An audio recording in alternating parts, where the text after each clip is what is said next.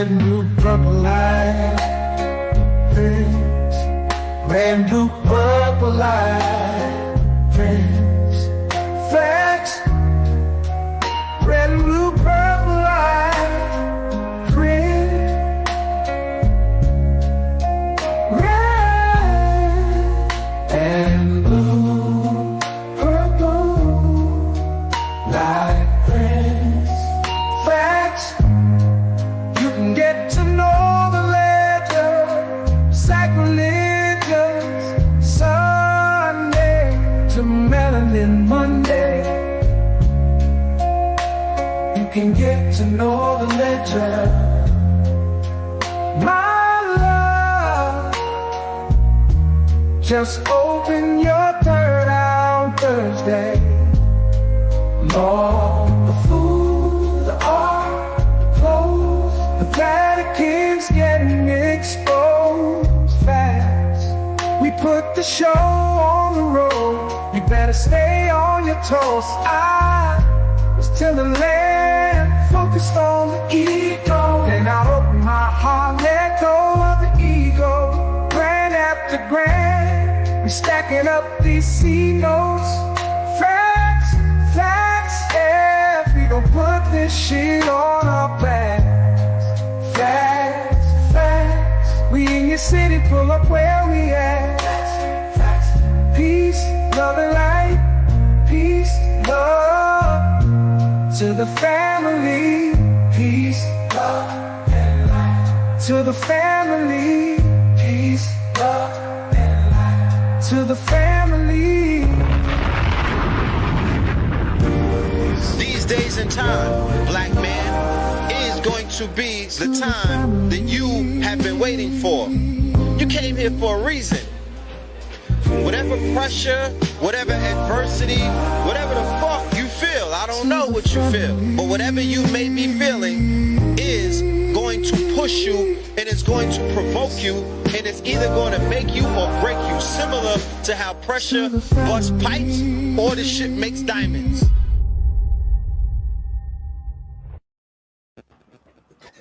Peace to the family, peace, love, and light. It is your brother Blue reporting live and direct to you. Welcome back to KTL. You are now rocking with the best. Yes, indeed. Yes, indeed. Welcome back on this Friday Eve. All right. We have an amazing presentation. What's today's date in the codex, babe?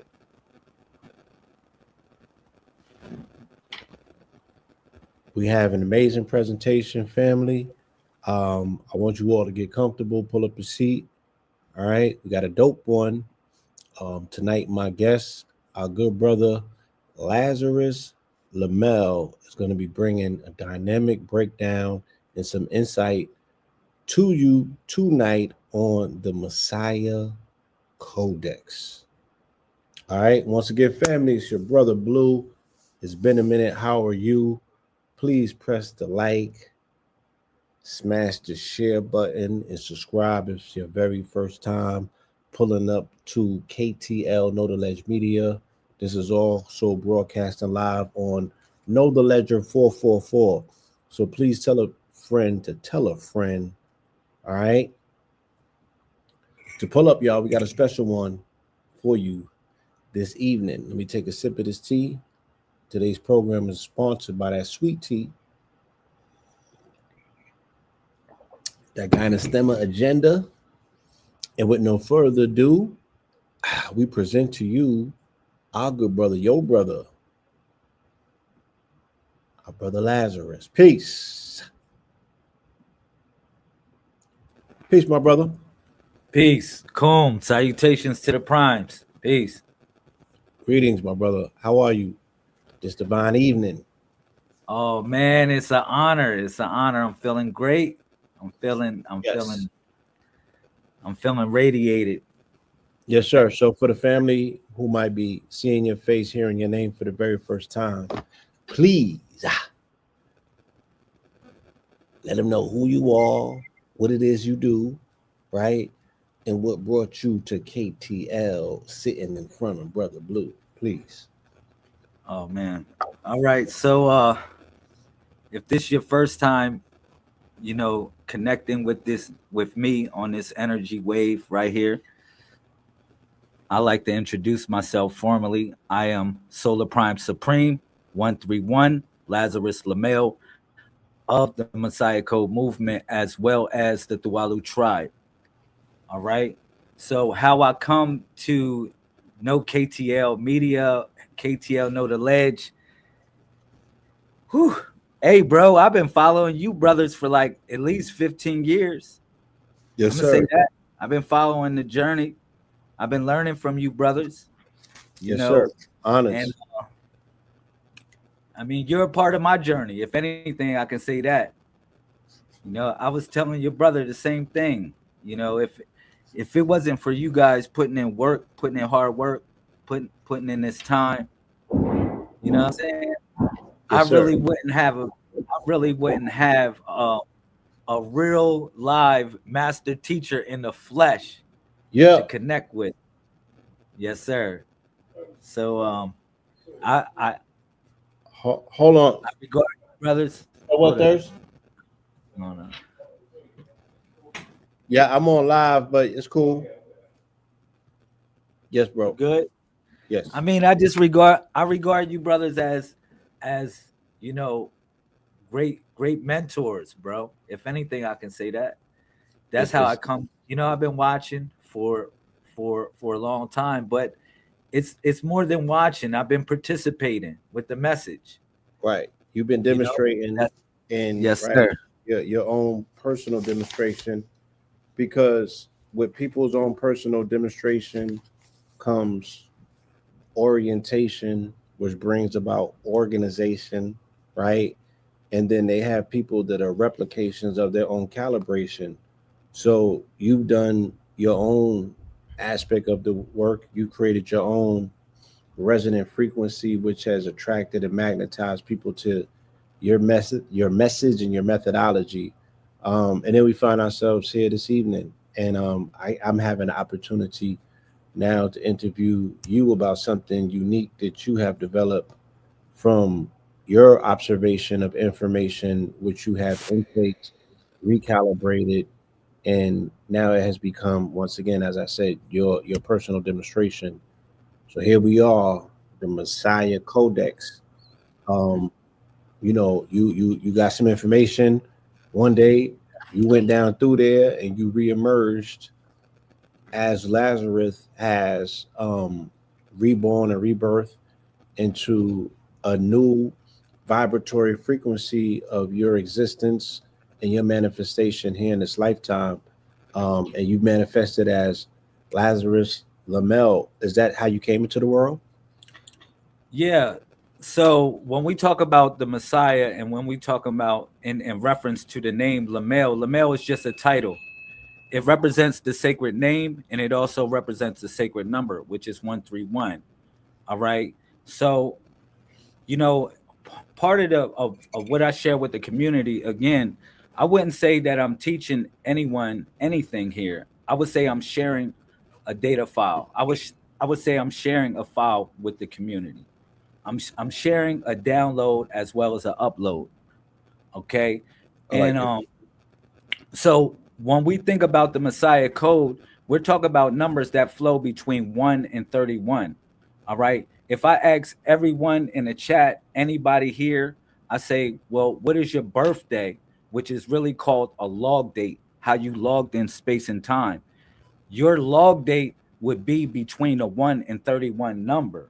That 1 and 31 number, 131 LML, again represents the sacred name and sacred number. And this what created an NTP, or what we consider to be a network time protocol with the world.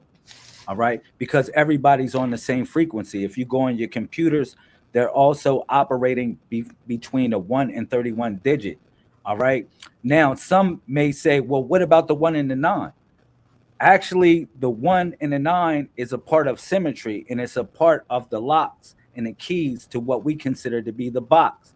All right. But there are other numbers that operate outside of the 1 and the 9. And these are what we consider to be irrational numbers. All right. And I'll get into that because these irrational numbers like pi, the square root of 2, and so forth, and many other numbers like Euler's number, and they go on forever, bro. They just don't stop between the 1 and 9. If you try to duplicate a pattern, you'll never duplicate the pattern of pi. It's people that are having contests of how many numbers they can remember of pi because the number goes on forever. And that's the same thing for irrational numbers. And that's why I give reference to the primes when I come on here. All right. And again, like I said, the 1 and 31 operate like the 1 and the 9 because it's the alpha and omega, all right, or the beginning and the ending, the ending and the beginning, all right, which represents a cycle of creation, all right, to breathe in or to breathe out. It's the same thing, all right. Even if you go in gematria, the highest number is 31, which is El. Genesis chapter 1, verse 31. All right. That's the first chapter of the Holy Bible. It only goes up to 31 verses in the first chapter. That right there is a signal of sort of what I'm talking about with the codex of the Messiah. All right. Somebody, right out the gate, someone asked, what about the false astrological Gregorian counting mechanism? How do you account for the miscalculation of this calendrical system that has 30 days, sometimes 28 days, 31, 29? You know what I mean? That's very easy, my brother. First thing I would ask is how many degrees are in a circle? For anybody would say, well, what about the misconception and miscalculation of whatever? How many degrees are in a circle? 360. No, contrary to what people's opinion, right? It's 361 degrees. Right. In Explain a circle. Because we're talking about the observational node. This is like even with this double split experiment. When one collapses a particle into a wave, they count the observer, which stands in the middle of the circle, which is the dot. If I start spinning right now, bro, if I start spinning, I realize that I am the dot. So that is the 361st degree that operates in the middle of the circle. And this is what the elders always taught us about. They always taught us about the dot in the middle of the circle. Even if I show the symbol of Ra in hieroglyphics or the Medu Neter, you would see a circle with a dot in the middle. And also, if you would go and see the symbol of Osiris in the Medu Neter, you would see a basically a elliptical a figure with a dot in the middle. So everything starts from the dot, and that's the 361st degree, which is 19 times 19. 19 times 19, if you do the mathematics, that is everything that operates between the 1 and the 9 equals 361. And what does 361 add to? It adds to 1, or wholeness, because a lot of people are focused on calling upon a god by a certain name, but what about calling upon that same energy or force by a certain number? All right. And that's the number we consider to be wholeness, which is 1. All right.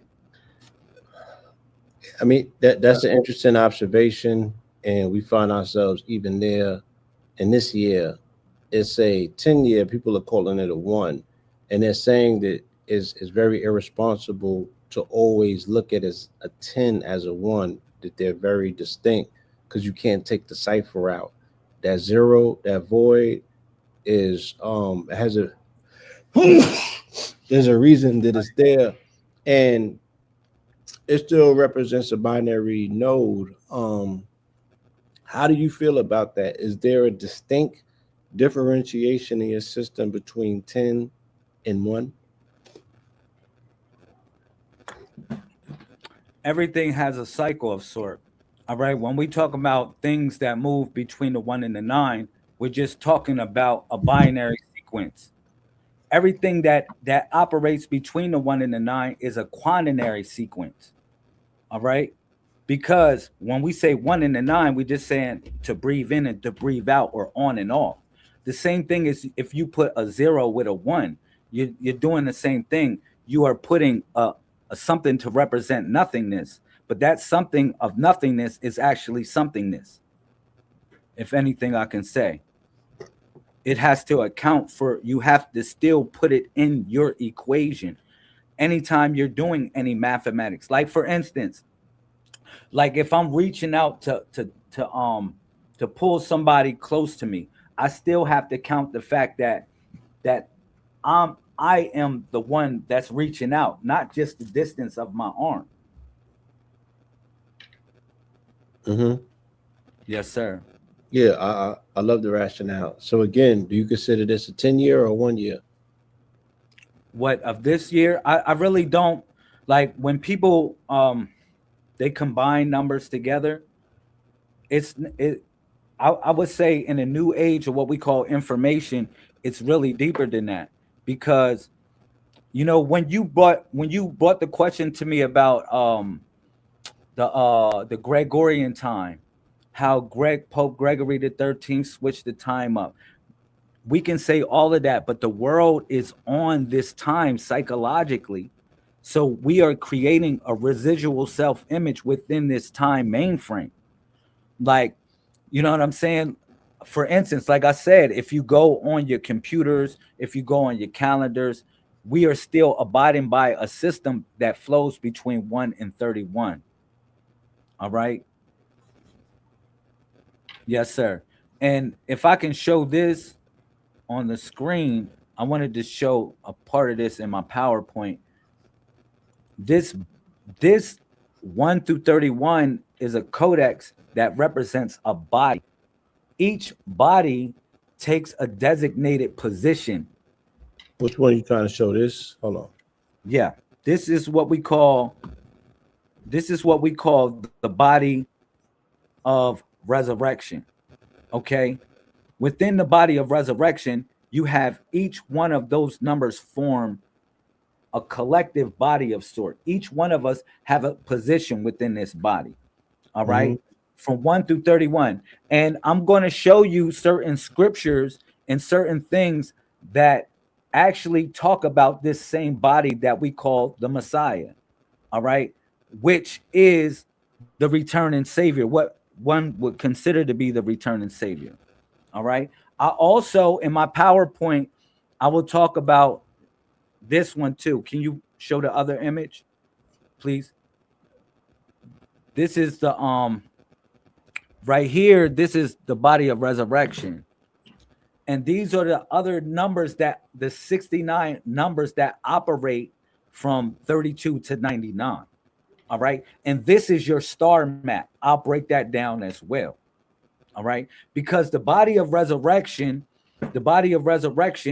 we collectively form that body of the returning Savior.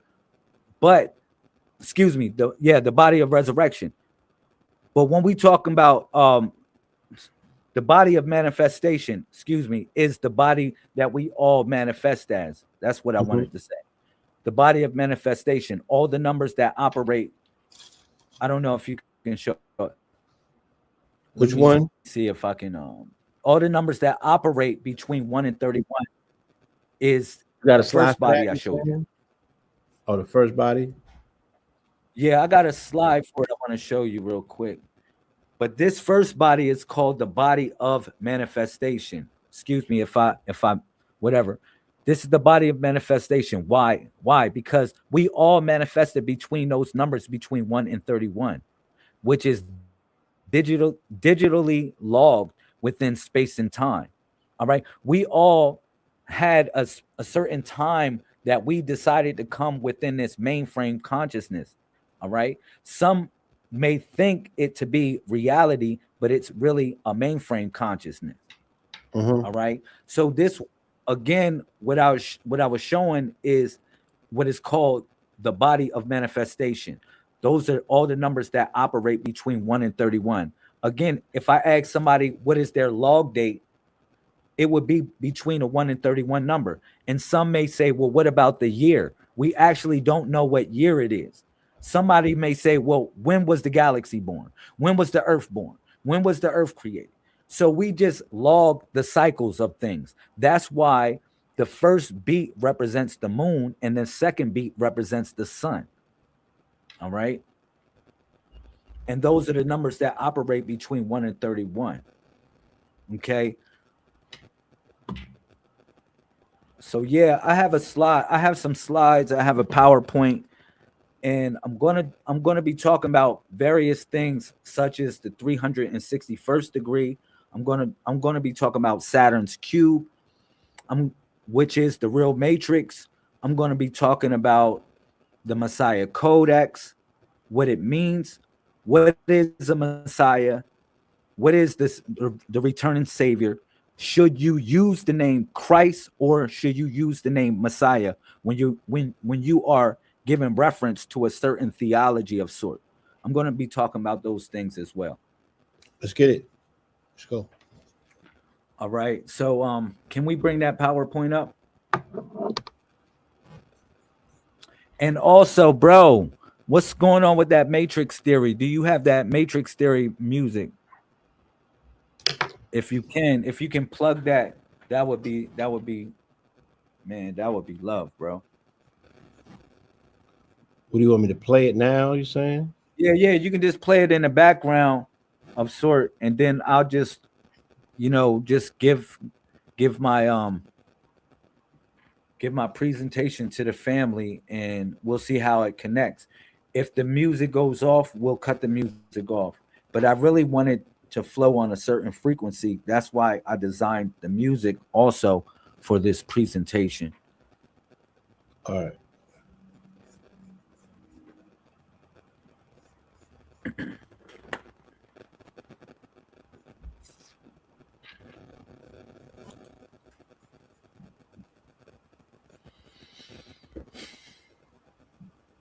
All right, we good? All right, I'll wait for a second.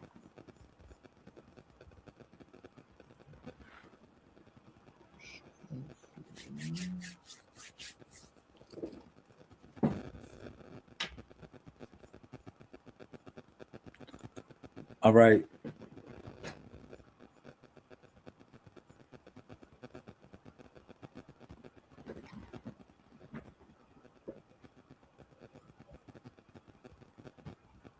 Just let me know when you're ready for me, bro. Yeah, get started. Oh, not that one. It's the one that says Matrix Theory. It says Matrix Theory. It's all good. I just sent it to you. Just get started. Yeah, I get started. All right. So let's build on this real quick. So the Messiah Codex. And again, I'm gonna formally introduce myself. I am Solar Prime Supreme 131 Lazarus Lamel of the Messiah Code movement. So I'll break down what are solar primes, what are lunar primes, what are neutral primes, what are vector primes, and what is an axis prime. All right, because that is my designated node that I represent within the Codex of the Messiah. That's why I took on the title Solar Prime Supreme. All right, 131. That also represents my log date, how I logged in space and time. Okay. So what is a Messiah? A Messiah is very simple. We're not going to get theatrical. We're not going to get the passion of Christ with it. We're going to keep it very basic. A Messiah is a leader or a savior of a particular group or a cause. Very simple. You can go Google it, dictionary it. The religious terminology of it, it really doesn't apply to what I'm sharing with the community. I took on the second position, which represents a leader or a savior of a particular group or a cause. All right. Again, a leader or a savior of a particular group or a cause. Now, I'll give you something from a memorandum that we collectively, we study within the Messiah Code movement. And also shout out to the Purple Heart Squad in the building. Peace to everybody represent the movement. Coom, salutations. All right. So look, So the Messiah Code is an archive of information that is and has been and will be moving throughout the mainframe for an eternity of what we call time and space. The greater consciousness of thought, the hard drive of self-awareness. How can I explain what the codex is? All right. A combination of all matter and antimatter. In actuality, you can consider it a combination of all things. We call this the network, the tone of the universe. All right. So when we talk about the codex is an archive of consciousness, a flowing stream of data moving through time and space, past, present, and future, converging into what? One, wholeness. I said, how can I explain what the codex is? Because each one of us, we are literally an expression of what the universe tends to feel through you or express through you, if anything I can say. All right. But when we talk about an archive, we're talking about a collection of historical documents and records. Okay. That's why we was talking about the Messiah Code is an archive of information that is and has been and will be moving throughout the mainframe for an eternity of what we call time and space. All right. So when we talk about movement, the act of changing a physical location or position of having changed, we're talking about something else. We're really talking about a group of people working together to advance their shared political and social or artistic ideas. That's what I talk about when I'm giving reference to movement. Shout out to the Messiah Code movement. All right. So one thing that I share with y'all, I said that we are the body of the Messiah. We are the body collectively of the returning Savior. A lot of people are waiting for a Savior to return, to drop out of the sky, to I don't know. It's just so many like weird things about it. But the message, my proclamation is just really sound. This is what I'm sharing with the community. We are the body of the returning Savior or Messiah. Okay. And I showed y'all this body, which this is the body of resurrection. The other body is called the body of manifestation. All right.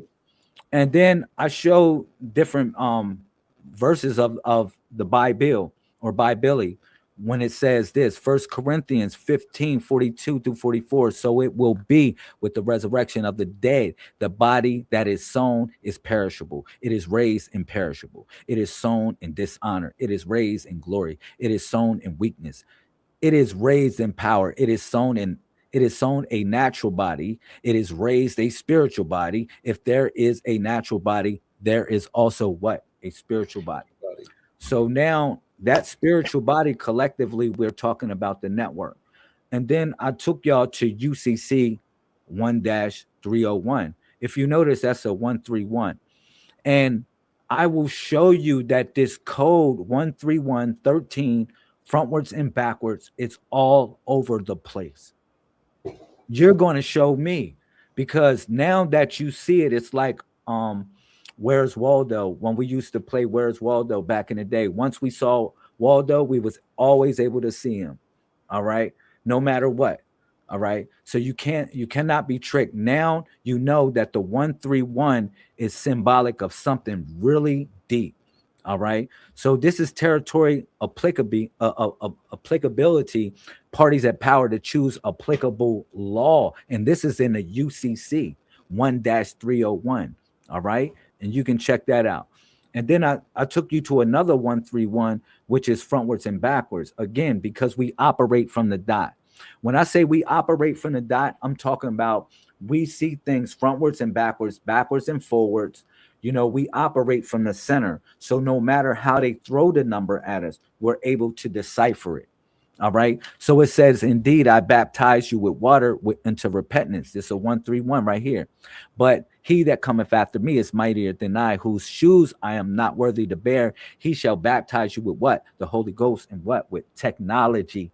With technology, because that's what fire is. When Prometheus and the gods that brought fire down to the earth, they brought down technology, bro. So when he's baptizing you, he's the new Messiah will baptize you with information, meaning that you will get information, you will get in order, you will know the things that you need to know to upgrade your spiritual technology. All right. So let's go to Quran 141. Shout out to 14, 11, 11, 14. That's 11:14 right there. I'm operating from the dot. It says this, Aleph Lam Ra, right? This is a book which we have revealed to you, O Muhammad, that you might bring mankind out of what? Radiation unto the light by permission of their Lord, unto the path of exalted might, praiseworthy, because that 141 is a code as well that connects up with the body of Osiris, but it also links up with the 13 because they're synonymous. If I do 14 times 14, that's 196. If I do 13 times 13, that's 169. I can just switch the numbers up. They're the same thing. If I do 31 times 31, it's 961. So all those numbers are synonymous. And then if I go to 916, which is in the month of Virgo, you would say, well, those are the same numbers as well. So did the Messiah come out of the month of Virgo or from the Virgin? But that's another topic of sort. Okay. Let me move forward. Look, another 144, which is a 1444 or 144, 1114, same thing. All right, the 1 and the 4, because those represent the chosen ones. And we did not send any messenger except speaking in the language of his people to state clearly for them. And Allah sends astray thereby whom he wills and guides whom he wills. And he is exalted and mighty and wise. So we did not send a messenger, what? Except speaking the language of his people. So you can't act like a Messiah ain't in like Ray ain't a Messiah. Like Ray wasn't a Messiah of the boys in the hood. All right. Like it wasn't certain people that gave us the message, or his father wasn't a Messiah. It was certain people that gave us the message. It's nobody can sit back and act like you didn't receive the message from the Messiah, because collectively it represents a network that we tap into. All right. So then I took you to John 14, 1 through 4. All right. And that's it says, let not your heart be troubled. Ye believe in God, believe also in me. In my Father's house are what? Many dimensions or mansions. All right. If it were not so, I would not have told you. I go and prepare a place for you. All right. So look at this. This was so deep about it. And if I go and prepare a place for you, I will come again and receive you into what? Myself. That where I am, there ye will be also. So that's why I talk about the body of the Messiah collectively. Because when he told him to eat the bread, what did he say? He said, you my body, you are my body. You drink the blood. Now what? You got the electricity for the network because you got the blood. You're part of the bloodline. All right. Took you to another 141. He first findeth his own brother Simon and said unto him, we have found the Messiah, which is being interpreted as Christ. You know what that means? That means it's a demarcation line right there. It's a demarcation. Some may say, well, oh man, Christ, we can say Christ and we can say Messiah, and it's not, it doesn't mean anything. It really does. Because in this 141 right here, they gave a distinction or a demarcation of what these two represent. Now, a Messiah or a Mashiach, all right, which stems from the crocodile oil of Sobek. If you go into ancient Egypt, which is called the MESSIAH oil, which represented fertility or the ability to give life from the waters or the Nile, all right, that's what the real Mashiach or MESSIAH comes from. But when they brought it into Christ, they gave us hell. And that same hell was Hellenism. Because if you go look up what Hellenism means, it means the assimilation of Greek concepts and cultures. They try to make this into a broader sense of what this figure truly represented. All right. They try to make it in a broader sense to dumb it down, to literally dilute the meaning of it. If anything I can say, but that's when they gave us hell. And that was the Hellenism. All right. So for just Romans 12, 4 through 5, for just as each of us has one body, with each members, and these members do not all have the same function. So in the Messiah, we, though many, form one body, and each member belongs to all the others. This isn't a new message. Somebody say, oh man, he's bringing a new message talking about we the collective body of the Messiah or the returning Savior. It's nobody coming from the sky. It's really a network that you tap into. It's a functionality of sort. All right. Look, watch this. It's going to go even deeper. So I took you to the Al Arish. Al Arish is considered to be a throne of God in Islamic theology and is believed to be the largest of all God's creation. But it's more than an Arish that you sit on. It's something even deeper called a kursi, because Allah, when they talk about Allah, they say he sits on a kursi, and that kursi is actually replaced with the sacred letter, which is TH, and it connects up with the sacred day Thorsi or Thursday, all right, or the Thorsi, which represents the color purple and also represents Jupiter, okay, which represents the sacred throne of our solar system because it sits at the center of our solar system. We actually sit in a heliosphere of the sun, like a pocket, a plasmatic pocket of sort of the sun. We really don't revolve around the sun. We dwell within it, if anything I can say. All right. So, all right, the Quran mentions 33 times, for instance. All right. This is something else in the build. Right. 1 Corinthians 12:27. Let me hit him with this. It says, now you are the body of the Messiah. Now, remember, I'm not using Christ. Some might say, oh, in 1 Corinthians 12:27, it doesn't say that. Now, I've been qualified why I'm using the word Messiah interchangeable with Christ. So if anybody tried to wrestle with me on that, this is my position of where I stand utilizing the word Messiah when I'm using transliterations or translations of the Bible. All right. So 1 Corinthians 12:27, now you are the body of the Messiah and each of you are part of it. Ephesians 4:4, there is one body and one spirit, just as you were called. One hope when you were called. And when it say called, we're talking about in the matrix. Because in the matrix, the only way they got it out of the matrix is how, bro? They had call, bro. Your calling represent your calling, your purpose.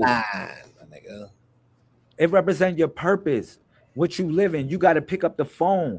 A lot of people ain't willing to pick up that phone, bro. They not.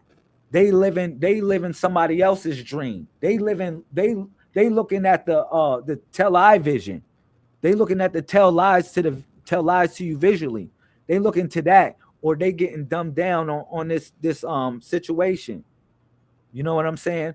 But it's the calling that you have to pick up. It's the real call that you have to pick up, and that's symbolic of your purpose. All right. And it goes deep, bro. It goes real deep because all of this stuff is decoded from him. The whole body joined and held together by every supporting ligament grows and builds itself up in love as each part does its work.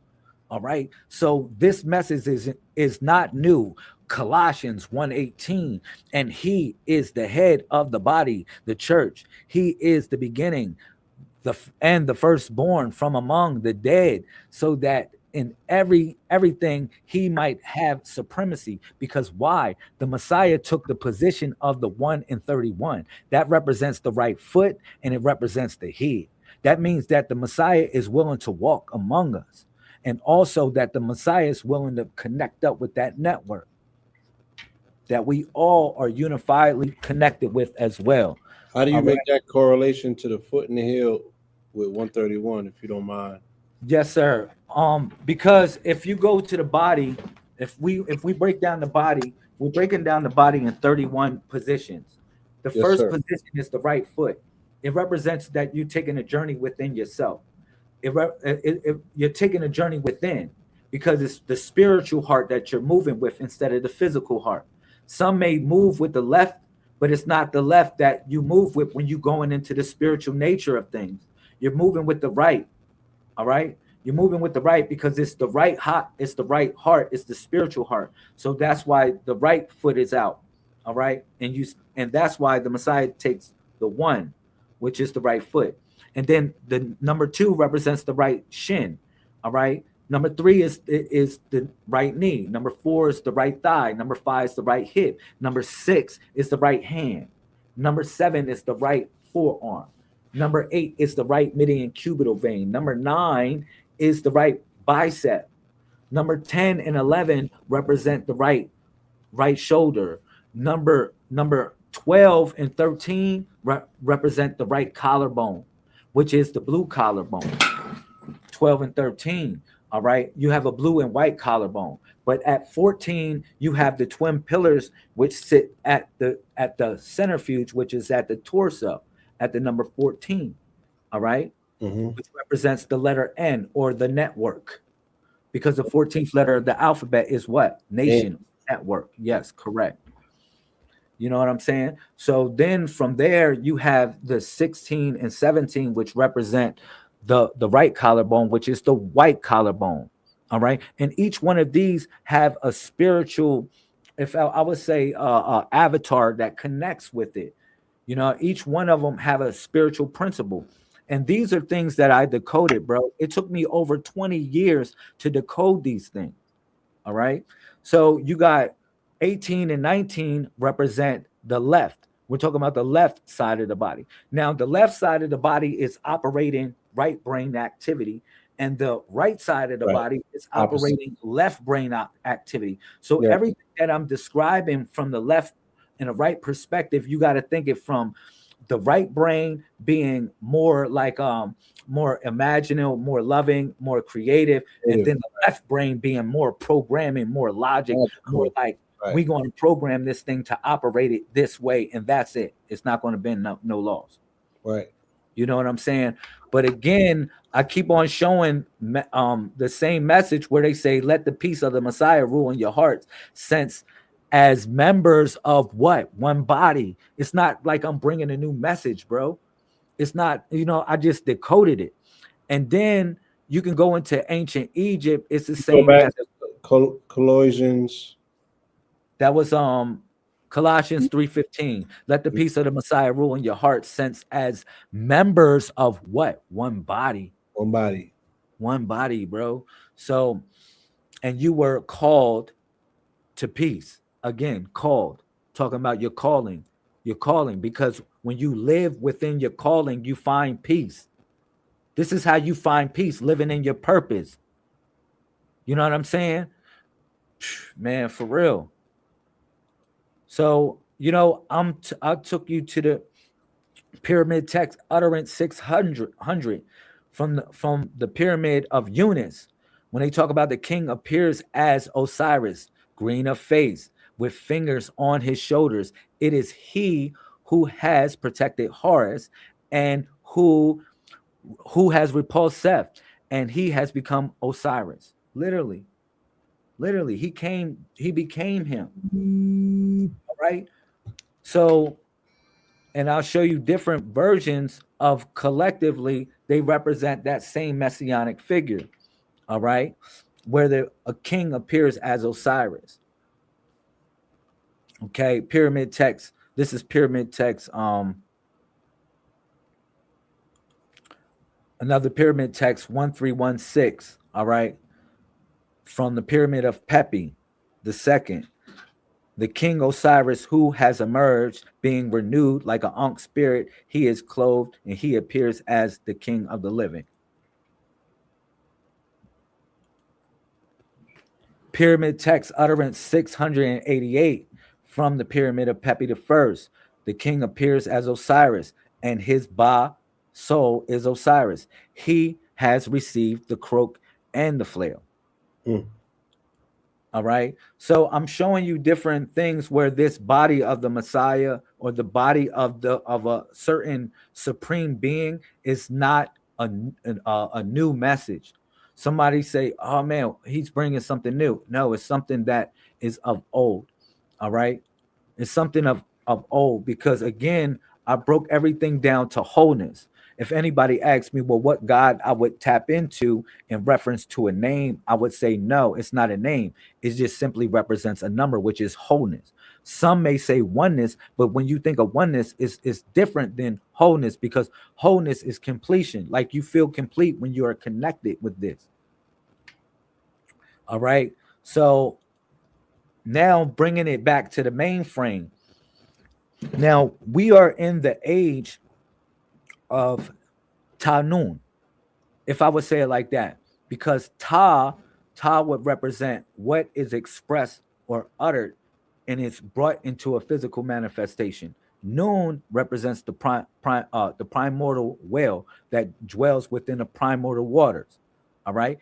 Again, Noon represents the well in Hebrew, but Noon is also the father of the Messiah that followed Moses. All right, who you call Joshua. His father, he is the son of Nun. The same deity or the same thing connects up as a whale. All right. So when I say the mainframe, when we're living in the mainframe, it's a programmable reality. That's why I gave the equation from the beginning of the build. I said, how many degrees are in a circle? It's 361, because that dot represents the observational node that collapses reality. It collapses reality, you know, for whatever choice that you make, whatever choice that you make within this reality, it collapses it, the observational node. All right. So this is going to be a discussion to make people think in such a way. And, you know, I talked about Saturn, and we talk about the box of sort that people are stuck in such a way. And this box is relative to symmetry. And that's why I said that there are other numbers besides 1 and 9. The numbers like pi and Euler's number and the square root of 2 that go on forever and ever and ever and ever and ever. All right, these are unique numbers. You cannot count these as not numbers, because every mathematic person that's into that or uses these equations. All right, so they are relative numbers. All right, so when I'm talking about thinking outside of the box, I'm talking about these numbers that are given to us.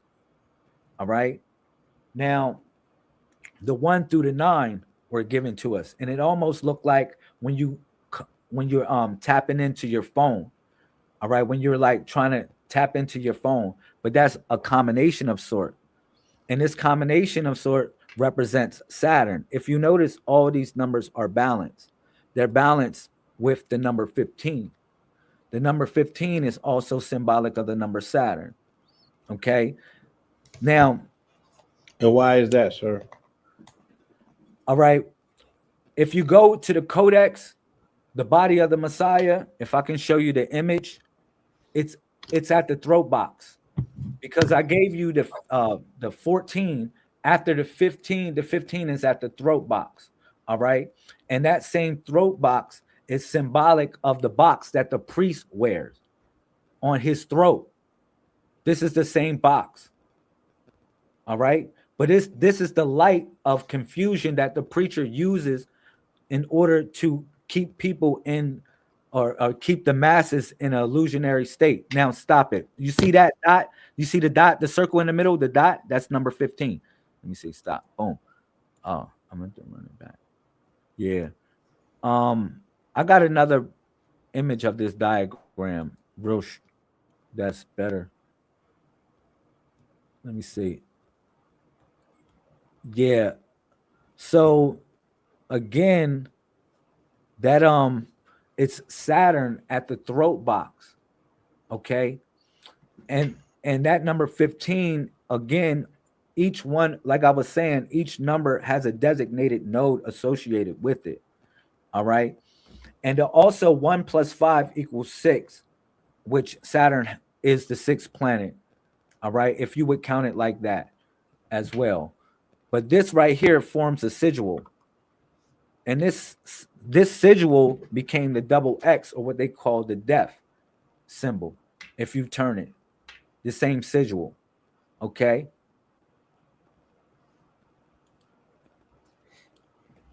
And this is how the box of Saturn really operates. It operates literally like a tesseract because the fourth dimension is time. Okay. Mm-hmm. Now, time comes from the word tiempo, which is temple. All right. So your body is the temple again. All right. So when we think of the box, we think of the box like this. It has what? A cube has six faces, six square faces. The edges of a cube is 12. You got 12 edges. All right. And then you got the vertices. You got 8 vertices. I'm going to break this stuff down for everyone. Okay. So the cube is also representative of the rectangular prism. The rectangular prism is just an elongated cube. That elongated cube resembles a book. All right. A rectangular prism and a book are the same thing. It's the same plutonic solid, if you want to call it that. It's the same thing. All right. So when we think about the 6 faces of the cube, we're talking about the six sides of the carbonated cell. All right. That carbonated cell is is the lower state of man. Okay, because it represents the walls, all right, of that are attached to what we consider to be the cube. All right. The walls, if you reverse wall, you get the word law. And if anyone would try to kick up against the law or the wall, the cube will actually get smaller.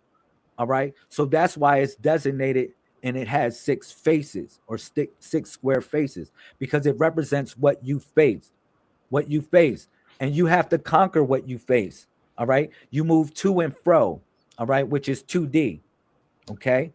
And then you got your height because to and fro is everything that you face, but the height of your reality is what you endure, what you're able to endure. All right. But these are the sides of the cube. And again, if you look at a face of a cube, it's also called a niche. A niche.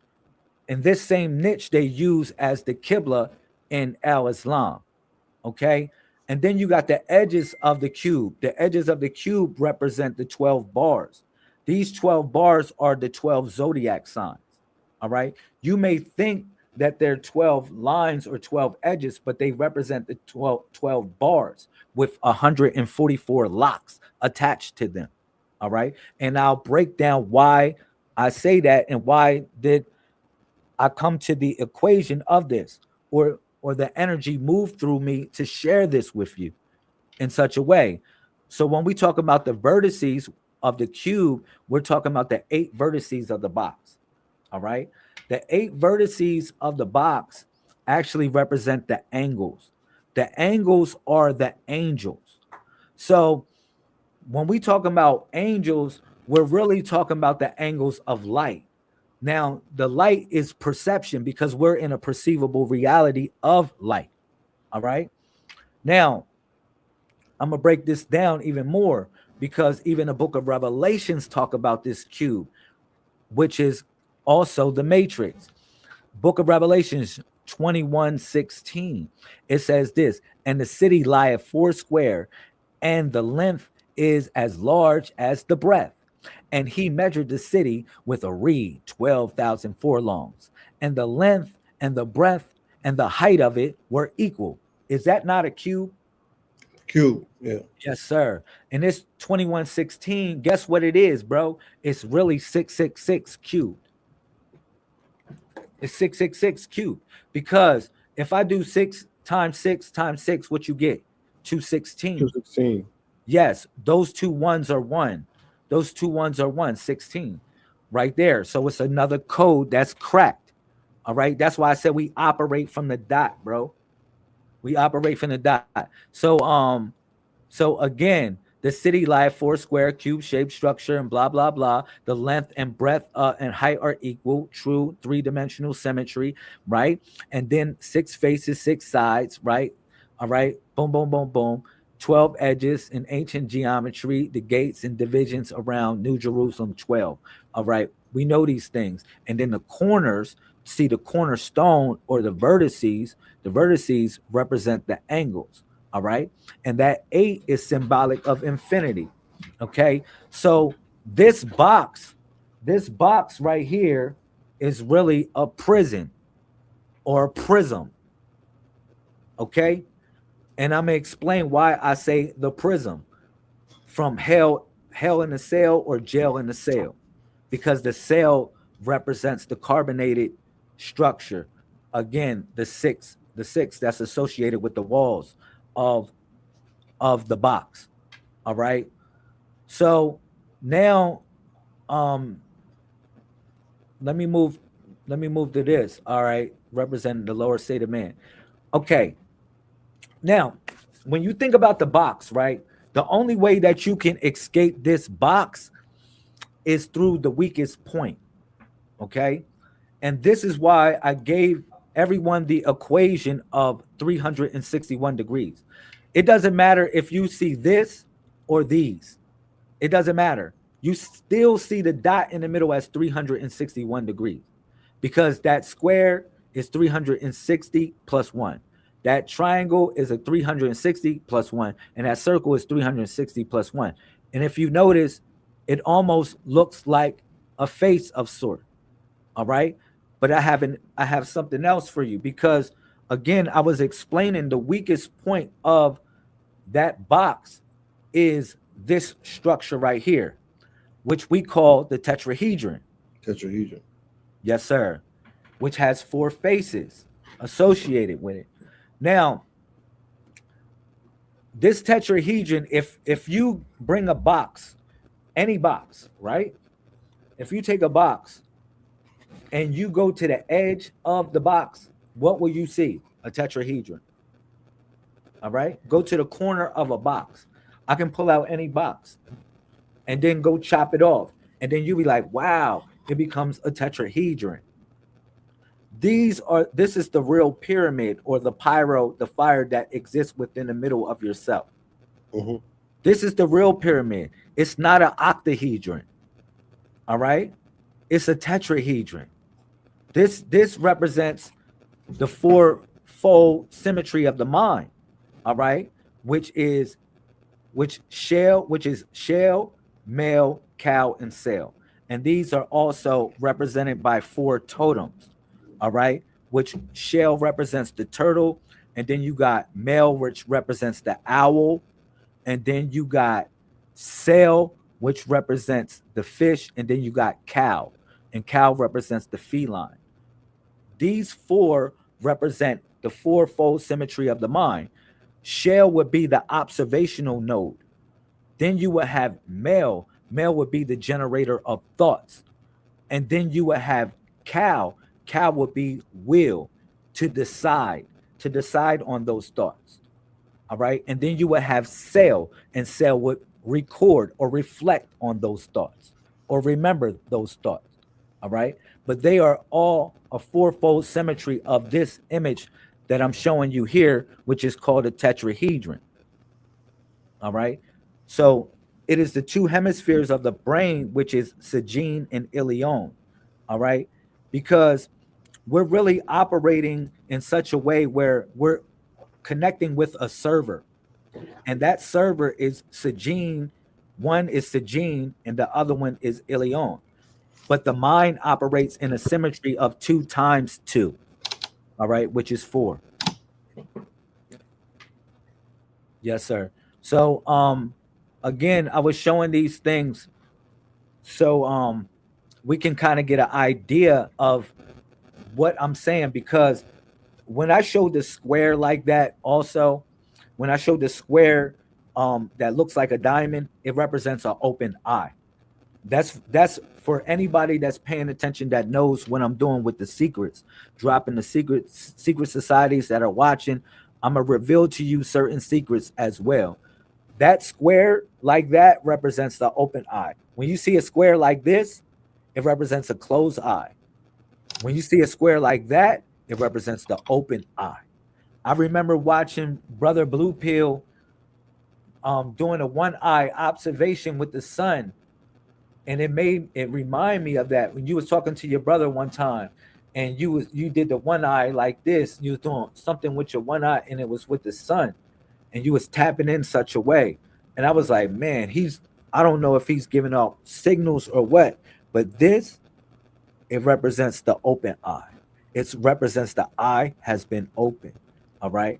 And because we're operating from the dot, the 361st degree. Okay. So you wouldn't have the radius or anything. So another thing I wanted to share is the 120 degrees of perception. See, man was given only 120 years or 120 degrees of perception. That's why you have 120 and 120. Or for instance, you got 10 fingers and 10 toes, meaning that you got 120 on it. Just like I got 10 fingers and 10 toes, and I got 120 on it. And together, collectively, we have 2020. All right. So the way I'm breaking this thing down is that it's truly a key to unlock the box that we are trapped in. All right. And you are operating from the observational node, which is the dot. Okay. Let me move forward. So when you think about this, like a 120, a triangle that has 120, like this, degrees of perception, that's 1 times 20 equals 20. Now we're going to be fruitful and multiply. 20 times 20 equals what? 400. All right. So now when we think about the bottom layer, we're thinking about the 12 because we take off the 0. All right.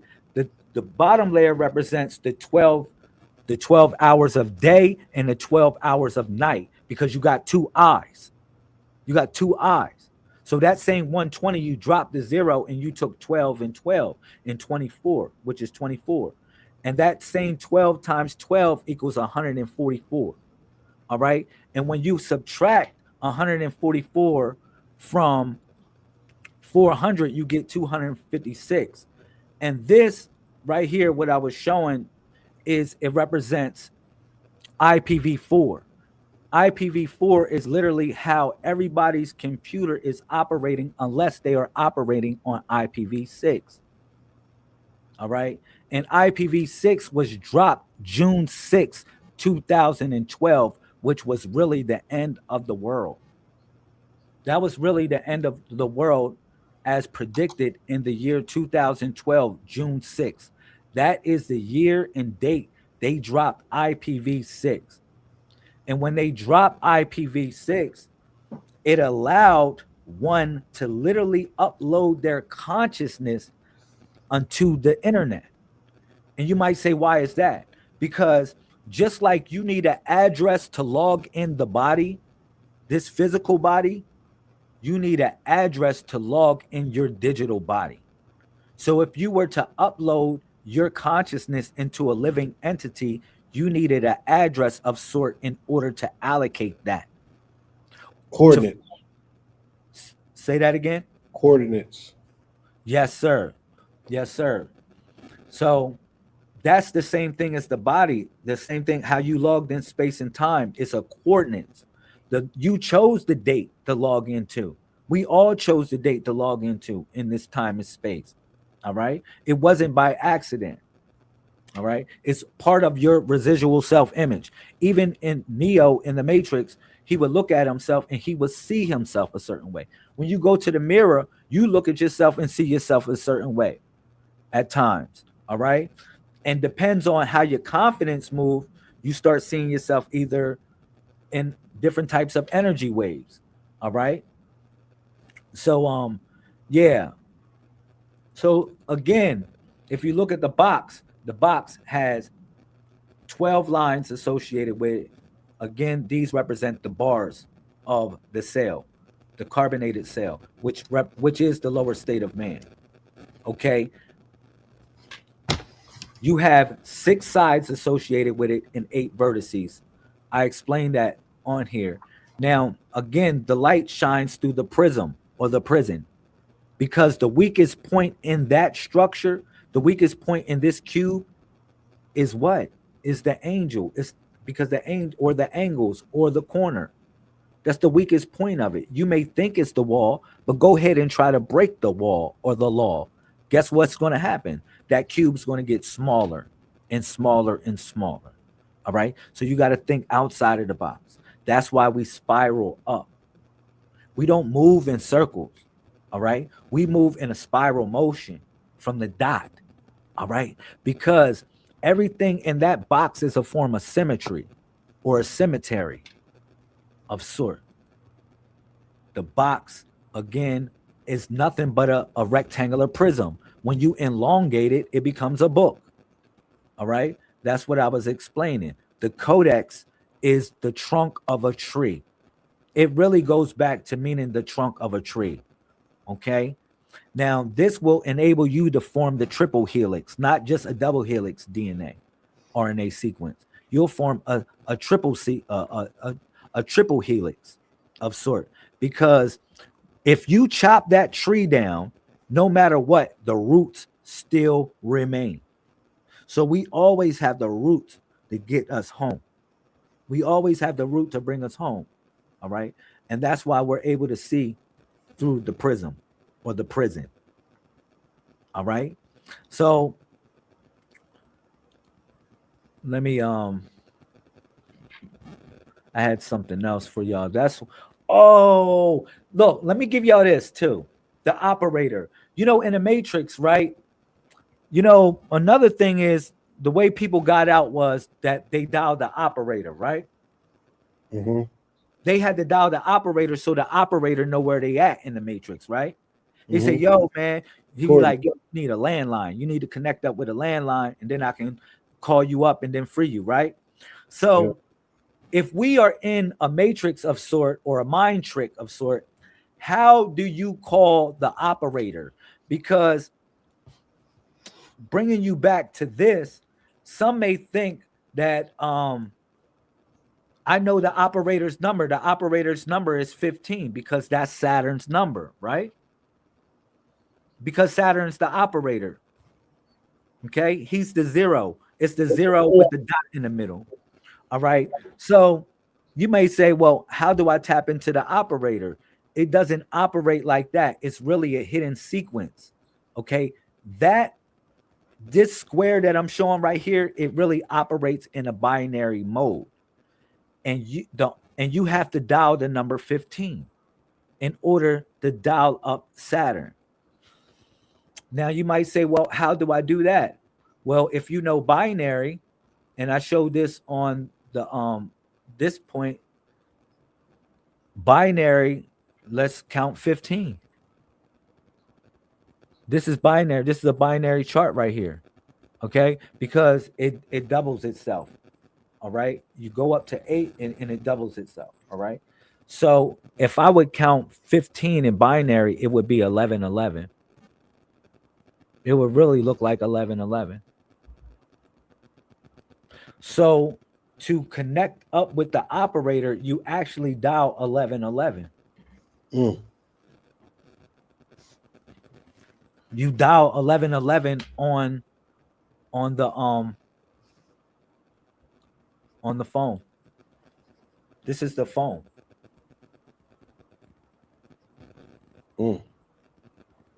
And it goes really deep on this, bro, because it's not of a symbolic nature. This all really means something truly. It's all like all of these things. It took me years to figure out different codes to unlock it. All right. It's so much more to this. It's so much more to this. All right. Like we live in such a reality that you can manifest any and everything that you want. That's what I'm saying. That's what I'm really getting to. When I'm talking about spiraling up, it represents a staircase of ascension. See, we descended here to ascend up. That's why we spiral. We don't go in circles. Look, in the book of Revelations, the angel said he had a great chain in his hand, bro. A great chain. You know what that chain? That was a chain of command keys. Those chains represents the loops. the loops, because those chains are the same cycles that people are stuck in, doing the same thing over and over and over again. It was a great chain. You're doing the same thing your papa did, same thing your mama did, the same thing these people doing in the streets, and same thing that they gave you. And it's a loop that they trap you in of confusion. Yes. But when So yes, sir. again, how is the average person going to use this? One, what is the ultimate end goal of them using it, and how do they access it? All right. So going back to collectively, we form the body of the returning Messiah. Each one of us have a purpose within that body. You know, like I can't like, how would you feel if you miss an arm missing? Or how would you feel if you have the head? Or everybody wants to be the head though. You know what I'm saying? How would you feel if you don't have a torso, bro? How would you feel if you don't have a leg? This is the application, because it's a spiritual application to the information. You know, each one of us have a position to play within the body of that returning Savior. Once we know that, it won't be one person having a concept where they feel. What I'm saying is, how does one go about knowing that, finding it out? What's the signs? Is it a eureka moment? Are they looking for, like, let's say me with my number 44, and it leads me to things. I was initiated into the fraternity of mathematicians, and I found out that numbers speak a language, but I was looking. What I was looking for was looking for me. How does the average person, or is it a predestined destination that they have? Let's say that there are 144,000 parts to make up the universal body of Christ, and every part is a person that represents a node.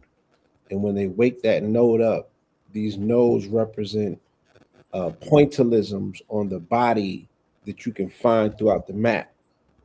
And then they all operate as one unit, like Voltron. How does is that person going to get a phone call? Is that person going to see a number on a license plate? Is that person going to see a number at the DMV? I mean, these are ways that people get initiated, spoken to, woken up. Like, how is this information translating to people in the audience? It sounds great. It sounds amazing. How can they identify whether it speaks specifically to them and is part of their calling?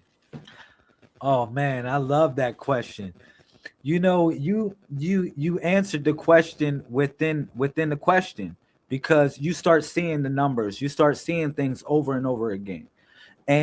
And you start aligning up not only your name, you start lining up your log date with certain things that correlate with your purpose. All right. And you start figuring out, decoding it yourself, because again, you're operating from the dot. What I gave you is a methodology of sort to connect up with those numbers. All right. So now you would know that if your numbers are between the 1 and 31, each position would correlate with something that is going on in your life. I have so many people that say, yo, man, I see this number over and over again. I see this over and over again. I see this number that when I'm thinking of this number pop up, and this number always pop up. Am I to say, yo, bro, you crazy? If over 10 people have said this to me, over 20 people have said this to me, am I to say, y'all are crazy? I'm not. Each one of us have a position within this body of the returning Savior. So each one of us have an observational node that catches the signal. And when we catch that signal, we catching it on our frequency. All right. And or amplitude modulation, rather, should I say. Because it's not really frequency that we operate within. We operate within what is considered to be the amplitude modulation. Now, the body is broken up in these parts to represent that amplitude modulation. All right. And some may say, well, how would I utilize it in such a way? You know, I got to know what what is one's goal? Because it may be your goal just to have peace and just to chill and just whatever. Some people want to take over the world. Some people want to rule over others. Why is it your job to determine that these things should be predetermined in that person's numerical because the numbers are information.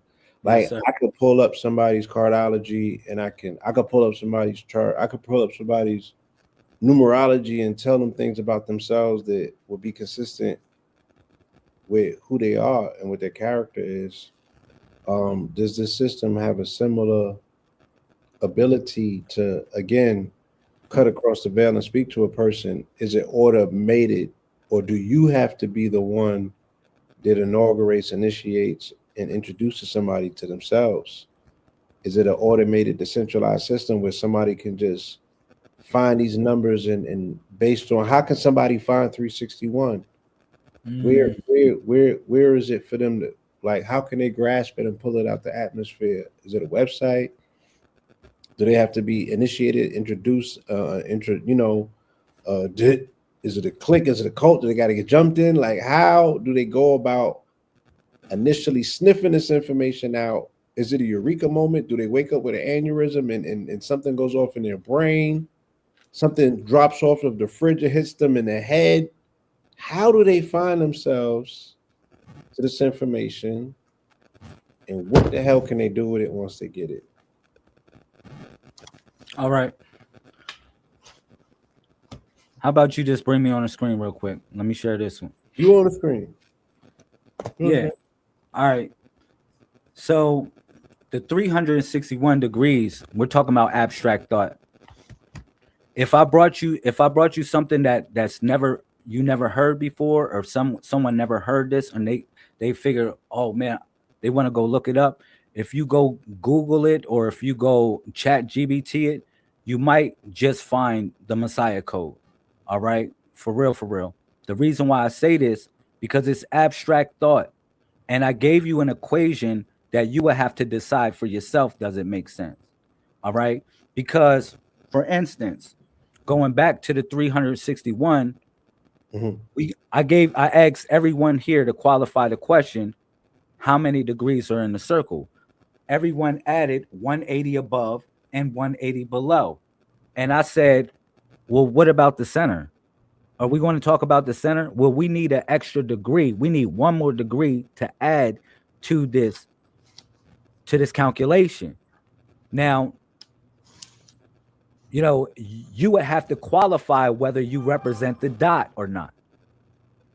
All right. You would have to know, or are you inside the circle, or are you outside of the circle looking in, or locked out of the circle in such a way? All right. If anything. Now, figuratively, say that again. Is that possible? Can somebody be locked outside of the circle? It's like the Matrix, right?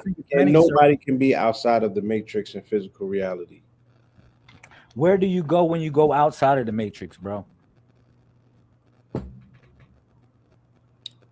Well, again, if I was to dream and I'm in my astral body, anything that's not in the physical prison, you can potentially escape the Matrix through your mind, or through an astral body, through a body that's non-physical. But anything in the physical realm is captured within the cosmic cube of gravity and physical matter, and it has restraints on it. That's why it's represented by a square and a cube. Yes. You can travel and break up out of it in your mind. But once again, like I said, like what I'm learning about all religion is all tied into philosophy, philosophical input, right? Socrates and Plato, they both had both philosophical approaches. All I'm saying is that what you represent, or what you're speaking of, is a philosophical approach that has to have a philosophy to go with it. I can't wake up today and decipher this on my own.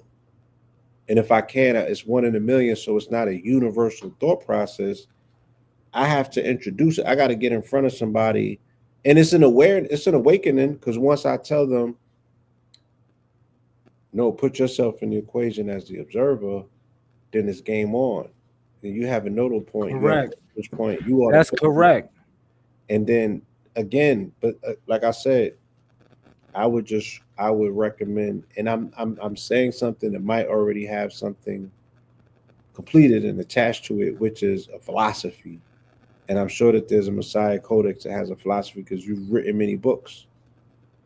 Um, Case in point, like when I asked you the question about the 10, the philosophy is that the one is the observer and the zero is the whole, right?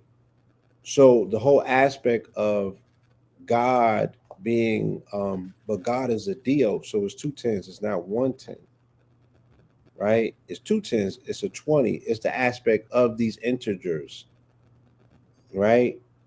10 hands and 10 feet, right?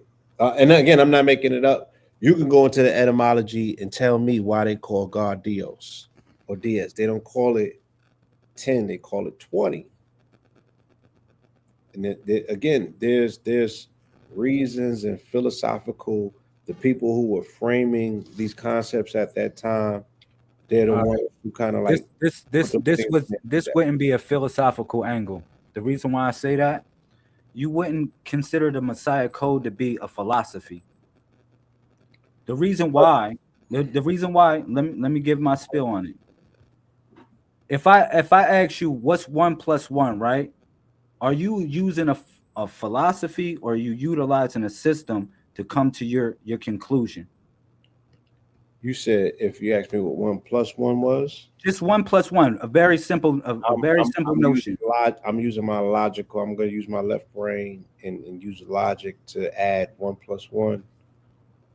Mm-hmm. I'm just saying, you coming up to your equation, you would utilize a system of sort to come to your conclusion. Yeah, a logical conclusion. Yes, a logical mind. Yes. Now, when I gave you 361 degrees, I didn't give you philosophy.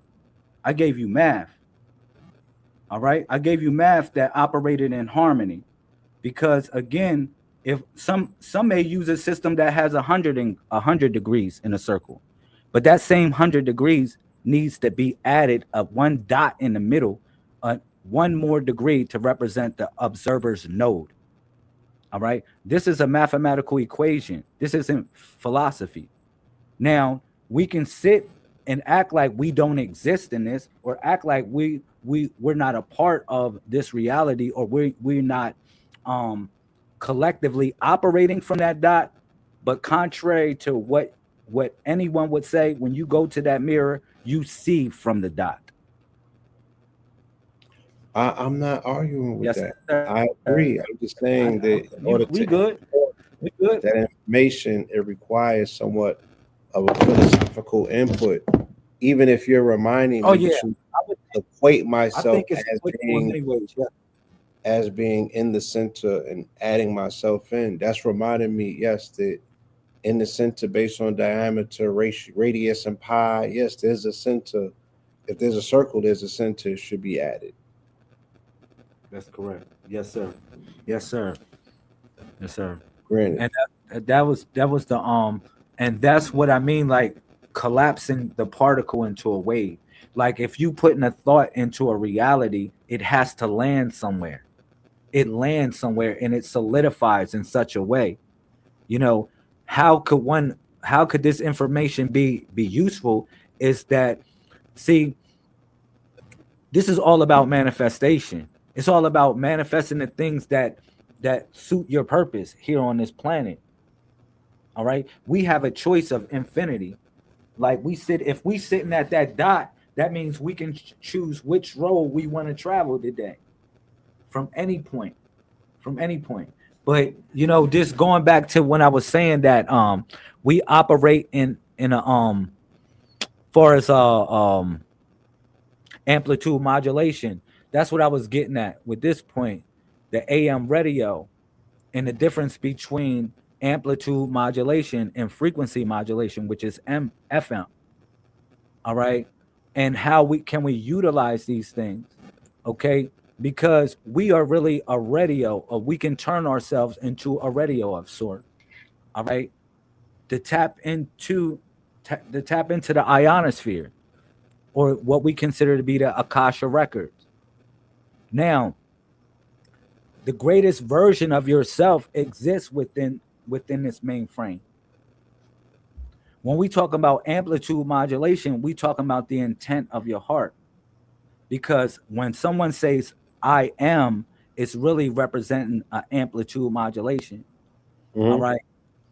So, like, the human body is already a natural AM device capable of sending spiritual messages into the ionosphere. The ancestors designed you this way. The planet tuned itself to what? You. And this is the application of this information. You know, people want money. There's like if when you get money, what you gonna do with money? Like what you gonna do with money? Like, people want love. Once you get your mate, how you gonna treat your mate? How you gonna treat that person that you called upon a universe for?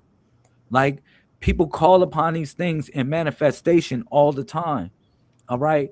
But the idea is the solidification of it and knowing that you have the power of it. For instance, like they say emotion is energy in motion. Okay. And the intent of your heart actually sends a signal out into the universe. It sends a signal, a vibration. It sends a pulse of sort, a magnetic wave into the universe that has an attraction attached to it. Yeah. All right. Yes. And this is what I share with the community, the power of being a Messiah. Because as Messiahs, one thing that we do, we don't like we don't curse people, because we know the power what's in our speech. We bestow blessings upon people, because the things that if you go curse someone, those same curses will be upon yourself. All right. That's why we bless people. Those blessings return upon us. All right. And that's just if somebody would consider that karma, but it's really the signal that you are generating within the ionosphere. Okay. So the heart is the carrier wave. Every beat generates an electromagnetic rhythm. That's the bass tone, the carrier of frequency in all modulation equations. And at the center of your heart, hemoglobin as well as iron. And iron is ferromagnetic. Okay. Yes. Tell them what that is, please. Ferromagnetic means that it attracts other alloys. All right. It also not only it has an attraction, it has a magnetic. It would you would consider it to have a magnetic I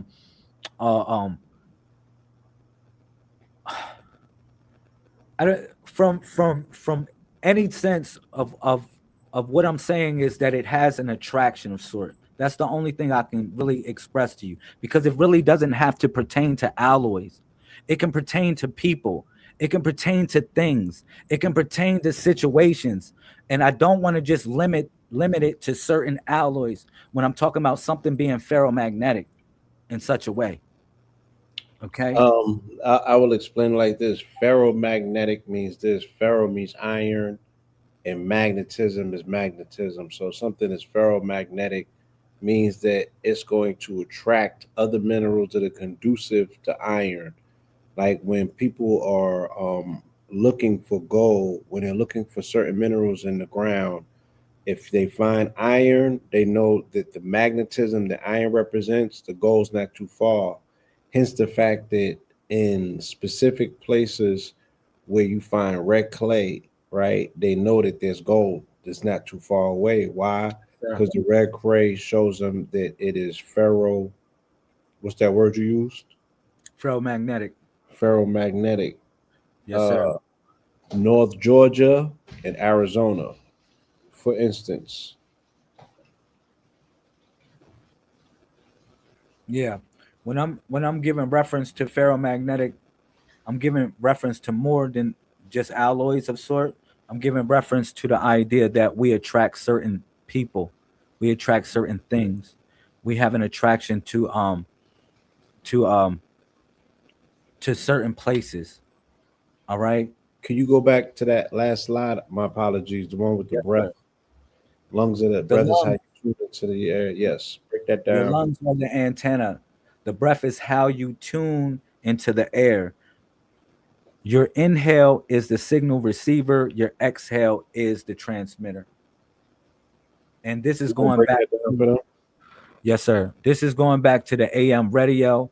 Yes. Now, again, this is turning your body into that amplitude modulator. Okay. And what I'm doing is I'm describing each part of your body that represents as a certain component within that AM radio. So your lungs operate as a signal receiver because when you breathe in, you're breathing in consciousness. You did like you're not just breathing in when God, even in the Bible says when God breathed into man the breath of life, he became a living soul. All right. So when you breathing in, you're actually breathing in a consciousness of sort. All right. And when you exhale, you're transmitting the signal. You're transmitting the signal so it can be returned back to you in that same sequence. Because the breath of life, it operates within two parts, inhale, then exhale. All right. It's a two-part sequence. And that exhale is the transmitter component of that sequence. Because even when you sing, you exhale. When I speak, I exhale. And this is transmitting the signal. This is what I'm meaning. Like, I'm talking to you right now. I'm not breathing in as I'm talking. I'm exhaling. So I'm transmitting the signal. Mm. You know what I'm saying? From the breath. And this is the amplitude modulator. Because when people say their affirmations, the affirmations are really connected with amplitude modulation. Now, the amplitude represents the intent of your heart. That's why I was speaking of your heart, and the choices that one makes from their heart and the things that they do from the heart. You know what I mean? This is very important. This is truly very important. So Yes. it represents your rhythm or the pulse that you move within. That's why that's why your heart is attuned to that rhythm. That rhythm is your sequence, which represents the volume of your book. The volume of your book is not just like a volume like you see books behind me. No, volume represents a sound. It represents a modulating sound. And remember when I talked about the box that we living in, once you think outside of that box, once you get out of the matrix, you go into the rectangular prism. That rectangular prism is a book, meaning that you write your own destiny. You write your own life. You start manifesting what you want in this life, not what somebody, you become the programmer, not the programmed. That's what I'm talking about. You know what I'm saying? But you transmitting signals into this mainframe consciousness. All right. And the pineal gland is your internal signal converter, your soul's transducer. Transducer. So, a transducer is basically like the power. It's so much energy, right? But you got your olfactory bulb, yet it won't work alone because you got your olfactory bulb right above the nasal cavity. It is its secret partner. So when people give reference to the pineal gland in their meditations or so forth, a lot of times they don't give reference to the olfactory bulb. But what I'm gonna share with you is to create the dual modulating circuit or the dual modulating system, which is the olfactory bulb and the pineal gland operating in the same sequence. All right. Olfactory bulb is like when you smell something, right? Or you around incense and stuff like that, and you start to smell something. This is what the ancients smelled. You start being around certain smells. This is what the ancients smells. It's going to activate something within you to remember certain things or to remember them. All right. Fact. For instance, you might be in certain places and you smell something, and you be like, man, I remember such and such when I remember mom's cooking. I remember when that smelled like such and such. Man, you go to New York, you smell New York. For real. The moment I step in New York, I know what New York smell like. Facts. You know what I'm saying? So it takes me back to the times. Takes me back to those times. It's a time machine. Yes. So Time that's machine. why. And that's why, not to cut you Yes, sir. while I'm about to cut you. I'm not fuck that shit. I'm adding on to what you're saying. It's not cutting. It's like an appendix of what you have shared with us. Ancient civilizations put a very strong emphasis, right, on incense burning, right, almost as the definition of God, because in order to get the attention of God, they said that you had to create succulent, sweet aromas and tap into the olfactory nature of Creator for Him to pay attention to your prayers. For your prayers to go to the front, you had to give Him his offering, and that nigga was a carnivore, so he wanted, right? Yeah, at least we're talking about the God of the Old Testament. You guys take it up with your gods, right? Fill in the blanks wherever you see fit. But he wanted entrails, which is guts. He wanted buckets of blood. He wanted the unblemished young offerings in terms of the meats, but he also wanted burnt offerings because he liked smelling burnt shit, and that's what got his olfactory nerves off. When you sit with the indigenous Indians or the Native Americans of the plains and you do peyote or you do any ceremony with them, any tobacco based ceremonies, you burn it in the corn husk, and they put Seneca, they put certain herbs in it because the succulent smell takes your prayers to the olfactory nature of Creator, and He'll answer your prayers first if you have the sweetest smelling prayer. That's these are deep ancestral spiritual hacks for those that know. You know what I'm saying? For those that know. They said you could find God in the gases. God can be found in the fart and the laugh. Those are the only two things that man can't control. I'm sorry. Yeah. Damn, but anyway. You see that? Olfactory. That's the olfactory bulb. That's why I brought it back to the tetrahedron. Tetrahedron. I'm gonna give you one more. Yeah, all reality is based on 27 tetrahedrons built into what's called Planck. But go ahead. That's fire. So that olfactory bulb and the pineal gland connecting, creating your pyramid or the fire that's in the middle, yes, right? It also forms the dual modulating system. All right. The pineal gland sees everything, and the olfactory bulb detects the scent or feels everything. This is when you're in your meditation, in your manifestation. You know what I'm saying? Because you got to see yourself in your foreseeable future. You know what I mean? Like, what are we going to do when we go to bed right now? Like, after this whole thing, we just going to go to sleep? And no, I'm not going to sleep. I'm going in manifestation mode because I know I'm programming a foreseeable reality within my dream state. Like a lot of people go through things that they fear all the time. They go through simulations what they fear. All right. Because if they would go through it on the planet, they'll probably get knocked off. So they run simulations in their dream to go through it so they can get through it. You know what I'm saying? Yes. So it's the same thing for your greatness if you program in your greatness in that state. You know what I mean? So the pineal gland is your soul's transducer because it's so much energy coming from that cosmos. You need a transducer. You need something to dumb it down. I remember like I felt like that way about the truth when I was running down on people, and I was running down on the Christians, and I was running down on the Muslims, and I was running down on these people that I thought that was living a lie. All right, for real. Because I had so much energy, I was just ready to burn them up.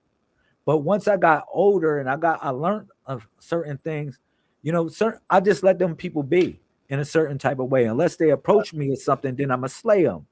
You know what I mean? But certain people, I just let them be if they stuck in their ways like that.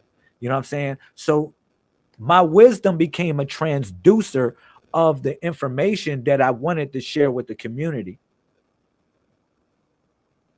Yes, sir.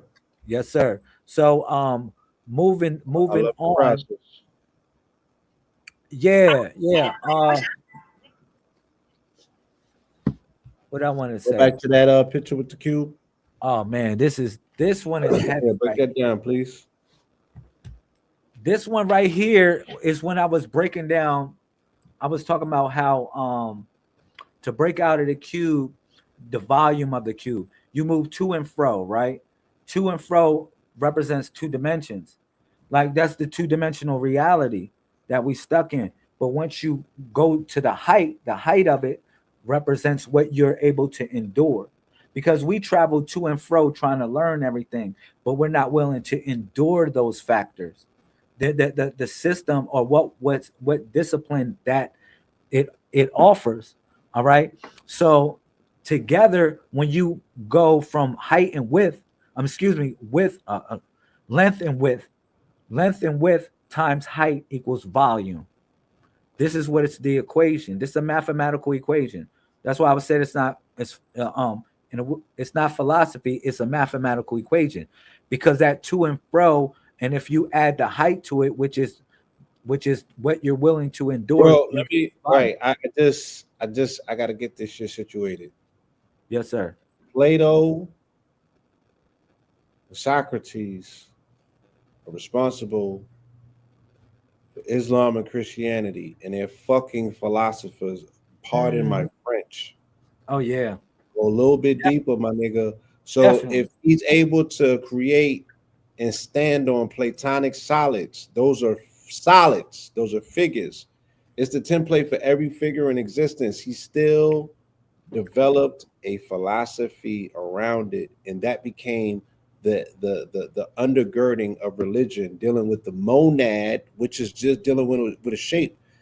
You can take that and philosophize it. You know what I'm saying? Yeah. Like, what are you talking about? Of course. This is what these niggas is using to run the world. Of course. When you talk about it's philosophy disguised as religion is running the world, my genius. So yes, please sir. don't say that this is not philosophy. It's just science. Yes, sir.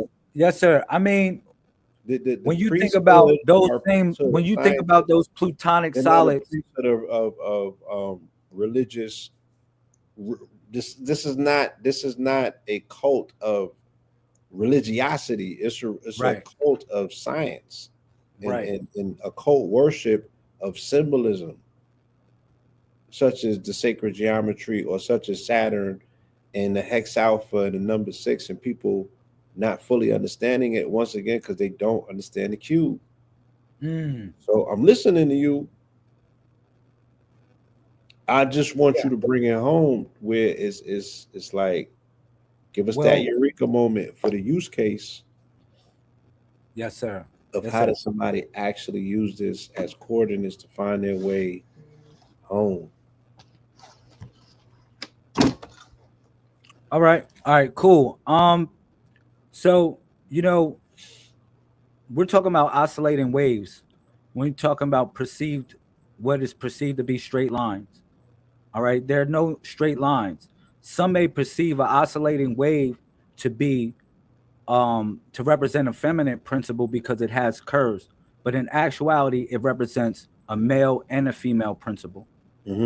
As above, so below. All right. So going back to the utilization of these principles and so forth, I would say this: each one of us have a potential.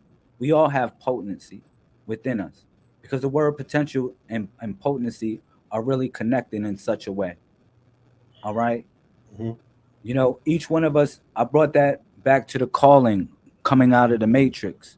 The only way they got out of the matrix is that they answered the phone call, or they lived their purpose in such a way. All right. Bringing it home, each one of us would know where we fit in such a way. The clues will reveal to you when it's time to know what your purpose truly is, because it's not just one purpose you fulfill many purposes. All right. And everything operates within an ecosystem of sort. You'll know when you're out of line with your purpose, because things start happening the wrong way. You wonder why the money ain't adding up. You wonder why things start going wrong. It's not because things are going wrong. It's because yourself is telling you that this is not the path to travel. This is not your path. When things start going right for you, you're sitting on your throne. When you see things start coming the way it's supposed to come, not saying that you're not going to have challenges. That's not what I'm talking about. Each one of us has a challenge designated for our battle. You know what I'm saying? Each one of us, you know what I mean? For whatever life that we walk. So, yeah, just bringing it home, you know, I would say just watch what you say in such a way. Watch what you think. Watch what you feel. Make sure that you're in a correct response, because you think something is not listening to you, you think something's not hearing you, but the universe is hearing you. It's literally prompt. You are prompt engineering reality. If you go to Chat GBT, Gemini, any whatever you want to use, and then you start prompt engineering an image, and you start prompt engineering something that you want, if you don't explain thoroughly to that system, it's going to give you googly gop. It's going to give you whatever. It's going to give you a repository of whatever information that it has. It's going to tap into that and give you that instead of your original idea of sort. If you're doing creative things, you know what I'm saying? But that's how reality is. It's prompt engineered in such a way. You know what I mean? How do I utilize it? You have to describe your reality in such a way that is clear to yourself. You have to know that you're willing to walk within that. That same thing that you spoke of, that same thing that you designed, you got to be knowing that you're willing to walk within that. That's the utilization of this information, knowing that you operating from the dot and you can collapse the particle into the wave, which is the physical object. And I'm going to tell you, true story, I came from the bottom. Bro. And many of us, we walk that walk and talk that talk. But I'm going to tell you, moving within my purpose, I have always been safe. I have always been loved.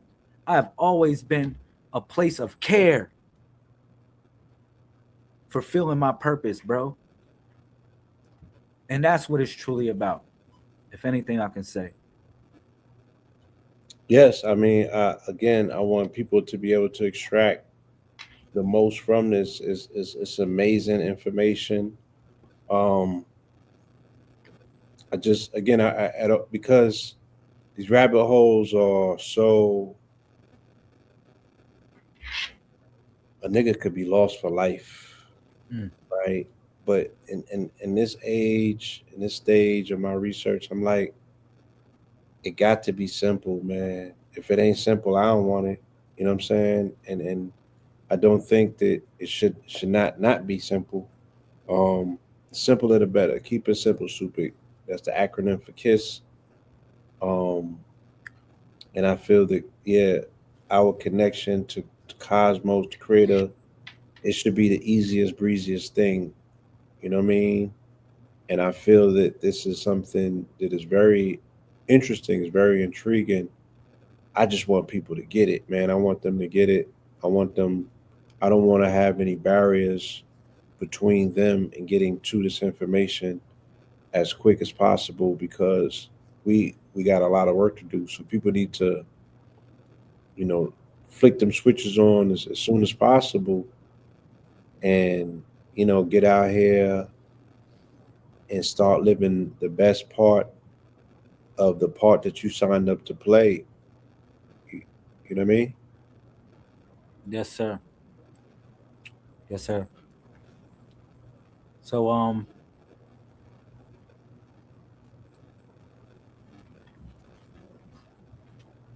with these equations that I share with the community, right? 8 vertices, 12 bars, 6 sides. That equals 576. 576 is actually 24 cubed, or squared, excuse me, not cubed. 24 squared. 24 times 24 itself is 576. All of these numbers are connected with one another. All right. Now, I like when you said the simplicity of certain things. You know, I would add on to that word and say the rhythm of certain things. You know, because we know what rhythm that we flow in such a way. You might be around people or be around certain things, and the rhythm just doesn't flow in such a way. That's the simplistic nature of how I would interpret what you said. You know, because everything flows in the natural rhythm of life. Everything flows in the rhythmic nature. Even consciousness in the stream of consciousness is it Yes, flows. absolutely. Yes, you know what I mean? And that would be the simplistic nature of what the Messiah code is. You know, when I first started off the conversation, a Messiah is a leader or a savior of a particular group or cause. You know, it's a leader needed in a particular area or in your version of reality. It's someone that needs to step up to the plate to represent. You know, it's a lot of agents out here or people that are, you know, they're just clickbait, bro, or they're the same replica of what is given, and they're not thinking abstractly. That's why, you know, if someone would look this up, if you would look up 361 degrees, you'll probably find yourself. You'll probably, if you start looking up the Messiah code and you start looking up things of that nature, you'll find yourself. All right. Yeah. Oh, shout out to there's a brother out there named Everese. Shout out to Everese. He been trying to explain to people 361 since I met Everese on Facebook. So this is like 2010. He was a he was a cosmophysician, a student of Brother Raoul. Wow. So yeah, that's about the only other brother that I heard. He was adamant. He used to speak about shout out him and it's another, I forget the brother's name. He's out of Jersey. He's another astrologist. But yeah, they was going hard on that for a moment. So just get that brother honorable mention because he was drilling 361 in people's consciousness a while back. Wow. Wow, that's deep. Yeah, 361 degrees. Me and a brother we was having a discussion one day on the phone. We were just having a build, and man, we just thinking about, you know, just thinking about a couple things, bro. And we was just bringing up the circle in reference to that, and then we did the math on the circle of 19 times 19.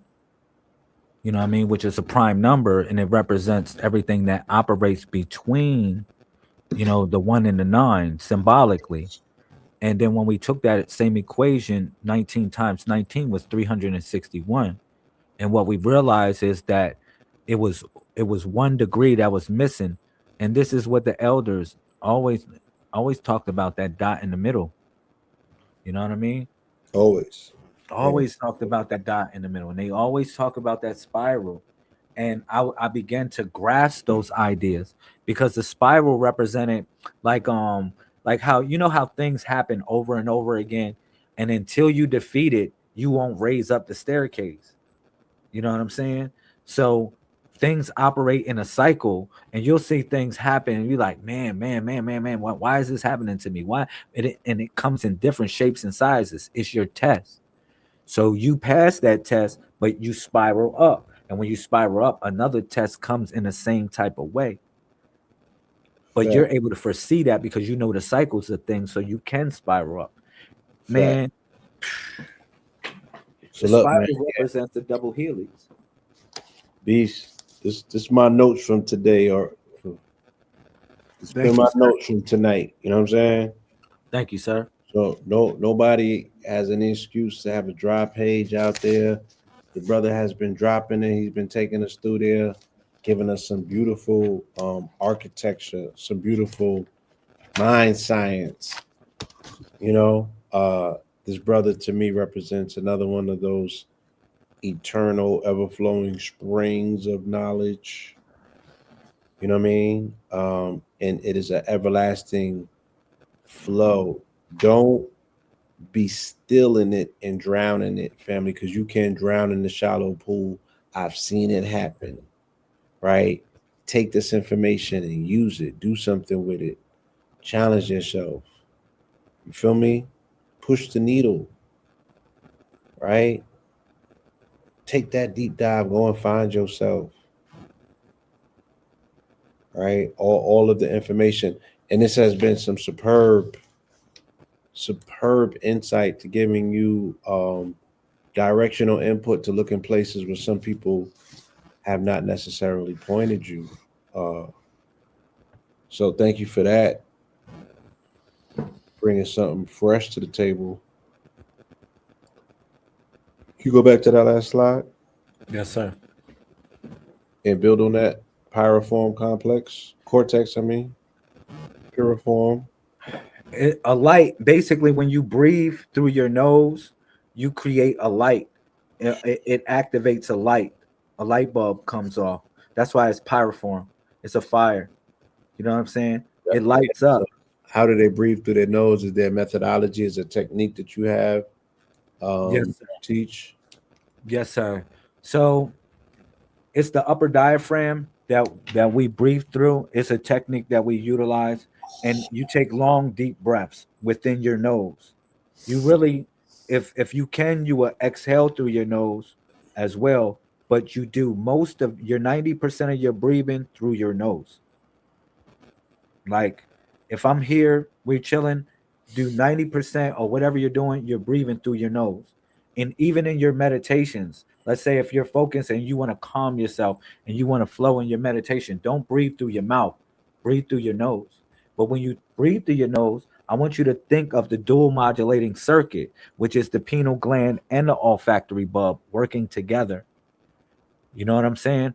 Because we have the ability to literally astro travel within our meditation. We have the ability to do other things besides what we consider to be perceptional reality. All right, we can tap into oneself in that way. So that's what this image explains. Mm-hmm. And that's why it's important to have like certain smells, certain things that are of old. You know what I mean? If you have these things around you, something that the ancients utilized, you can tap into a certain lattice of sort. Absolutely. Absolutely. Or just even again, the emphasis was always put on burning incense because that automatically, right, induces you into a state of olfactory awareness. Mm, So, and then if you are in the darkness of your mind in meditation, but you're also aware of the smell, then you are subconsciously engaging that unit, that center. Because as he said, and somebody else put in the chat, yes, that they work in tandem. The pituitary, as the master gland, works with the pineal, and there also is another gland that is operating to make that endocrine system. The three gland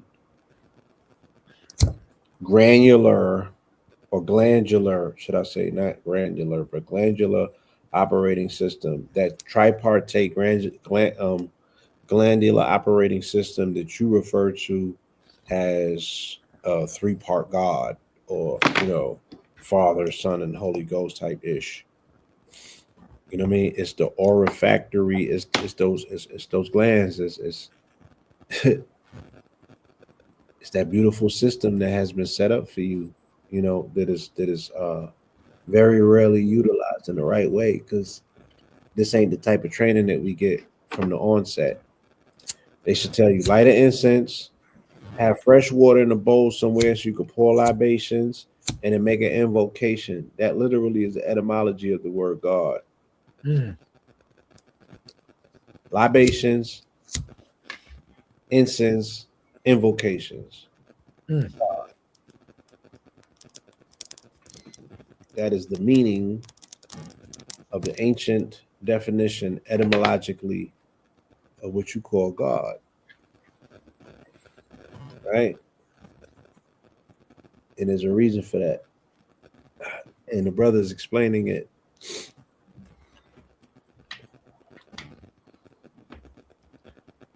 Yeah. When I was explaining the 4-part symmetry of the mind as well, again, I was explaining the fact that you got the observer, which is shell, the observer, which is symbolic of the turtle, which represents the great ancestor.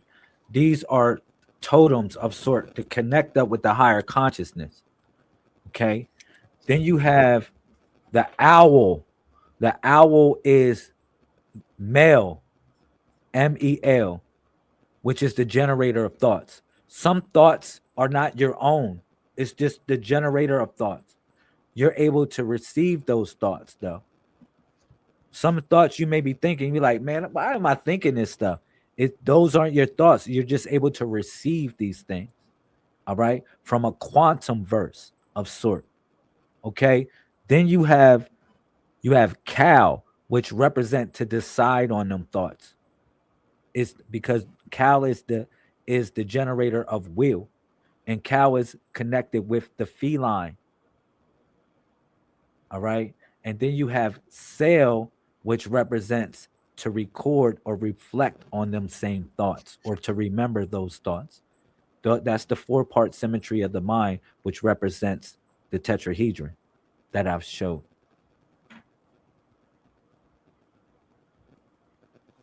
And Sail is the fish. Excuse me. If anybody, excuse me. Sail is the fish. But Sail hears and Cow sees, if anything I can say in such a way. They have a cow, as in COW, cow, or CAL, like cow. Oh, Cow. CAL. Cow. And then you have Sail, which is CEL. Sail. Cow and Sail are brothers and sisters, and Shell and Male are brother and sister. If you want to say that, feminine and masculine. They have a relationship of sort with one another. You know what I mean? The feline would be this to see in a spiritual world, and then the fish would represent the hear in the spiritual world. You know what I mean? Because you already had the observer, but the observer is not one who interferes. It's just like Ra would represent Shell in ancient times in such a way, because Ra observes the all-seeing eye, or the all-seeing eye of Ra would represent Shell in a certain way, one that just observes and collects the data. You know what I mean? For instance, like you got servers, right? If we say a certain word on here, you got a server that is just listening to us right now. That's just observing us right now. But if we say certain call words, it's going to turn on like bleep, bleep, bleep, bleep, bleep, bleep, bleep, bleep. Yeah, become a watcher. That's how Shell operates. Shell doesn't turn on to Sail or to Cow until it's really certain thing or certain things or certain modes of operation make it cut on. Got it. Yes, sir. So once again, we have passed the 2-hour mark. Family, if there's anybody in the building that has any questions, comments, or concerns with our good brother, now would be the time to formulate those. You know, we'll give the audience a minute to get themselves together, but please, also on your part, if there's anything, any place that you need to direct them to in terms of information, you know, where they can continue to tap in with the information. Again, I said, I know you have a great amount of books. You know what I mean? If you're looking to reference any of that, if you got anything coming up that you need to put them on to and get them involved with. All right. Yes, sir. All right. So If you would like to connect up with the information, you Oh, can say that I, again. go ahead. All right. If you would like to connect up with the information, you can always get the books on Amazon.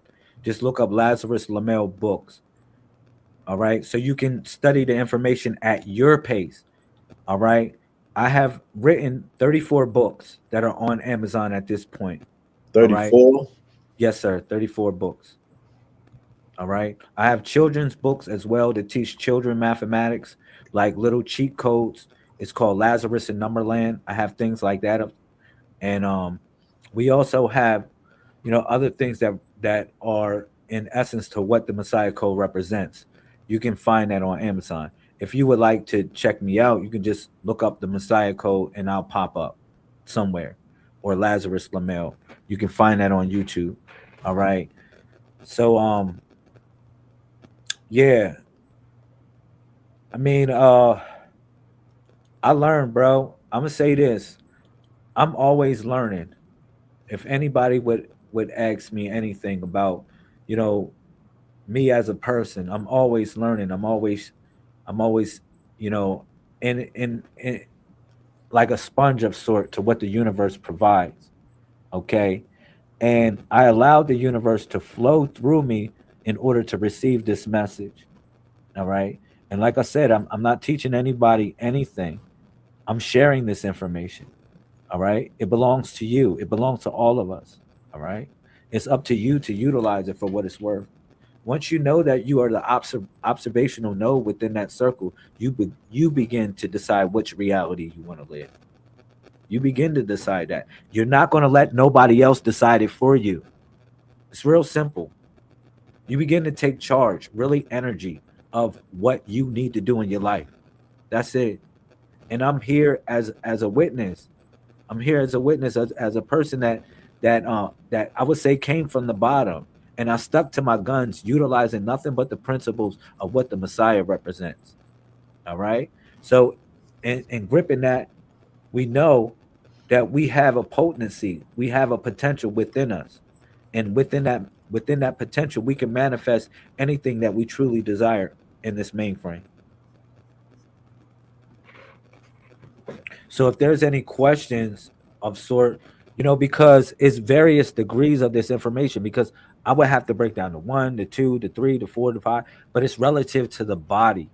Like each portion of the body has a spiritual application to it. Like for instance, I broke down the other day about the bicep. I broke down how the bicep has a spiritual application because it represents your strength.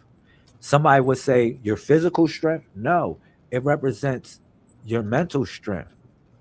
What you're willing how what you're willing to endure in such a way, because the elders put a book in your hand, and every time you had that book in your hand, you lifted it to your face, and you was working on your biceps as a calisthenic, just bringing that book to your face to read it. All right, in which you was working on your mental strength as well. All right, not just your physical strength. So, you had to have a demarcation line to know the difference between the two. All Mm-hmm. right. And we went through certain lessons that the masters has given us throughout throughout eternity. They have given us these lessons for us to always find our way home. Yes, sir.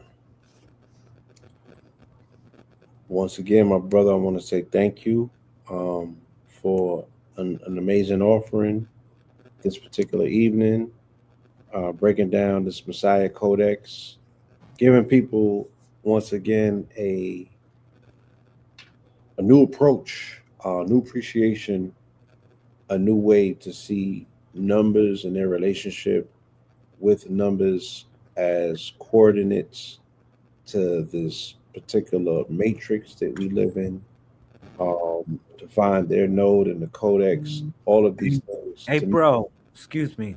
I read something in the comment section. Somebody made a comment. How do we secure fresh water? don't do that. Yeah, don't do that. Don't go on that. All right.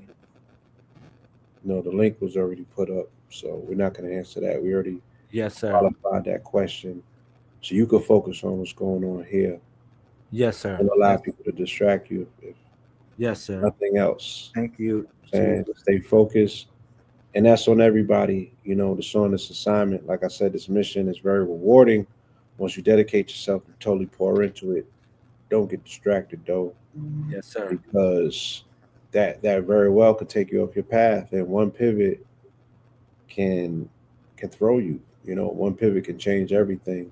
And that's what knowing yourself and knowing your assignment and knowing your calling is all about. So you don't waste no time. Yes, And sir. decision making process can be more informed so you can make better decisions and get closer to that end goal, get closer to that assignment. You know, qualify yourself while you're here. It's one hell of a ride. But we all have the opportunity to shatter our ceilings, shatter our goals. And Yeah. I want that for all of us collectively. You know, you know, you're one of the people I'm learning from on a certain level, bro.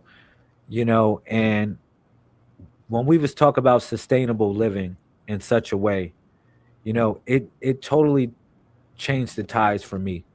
I'm gonna say that. You know, we have land here. We have enough land to do what we imagine in our life. All right, and connecting up with brothers like yourself and your brother, you know, y'all have been nothing but a help to me, bro. You know, I went to Atlanta just to learn from you, bro. You know what I mean? And you gave me so many jewels. You know what I mean? This is the thing about it. Each one of us have a purpose within each other's purpose, should I say? Yeah, You know, yeah, yeah, that part. Yeah. we We have a purpose within each other's purpose, bro. we all have a purpose within one another's purpose, and that's what makes this all beautiful. Is that I don't just get to be great myself. I don't just get to pour into my own, study my own, master my own nature of self, but um, we're connected as nodes, we're connected as numbers, we're connected as frequencies. So I get to play my best part to make sure that your best part is being accessed and accessible and refined at all times. We all should want the better version, the best version of ourselves and the company that we keep. You know, when I yeah, when I see you, or if I put you before other people for you to be seen, always want the best part of yourself.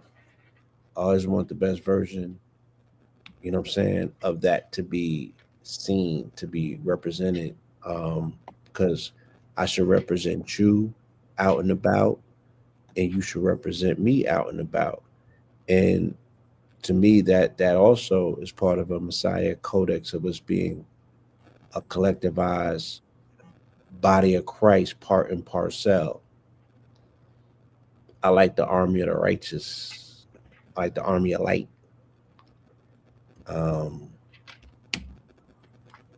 so yeah.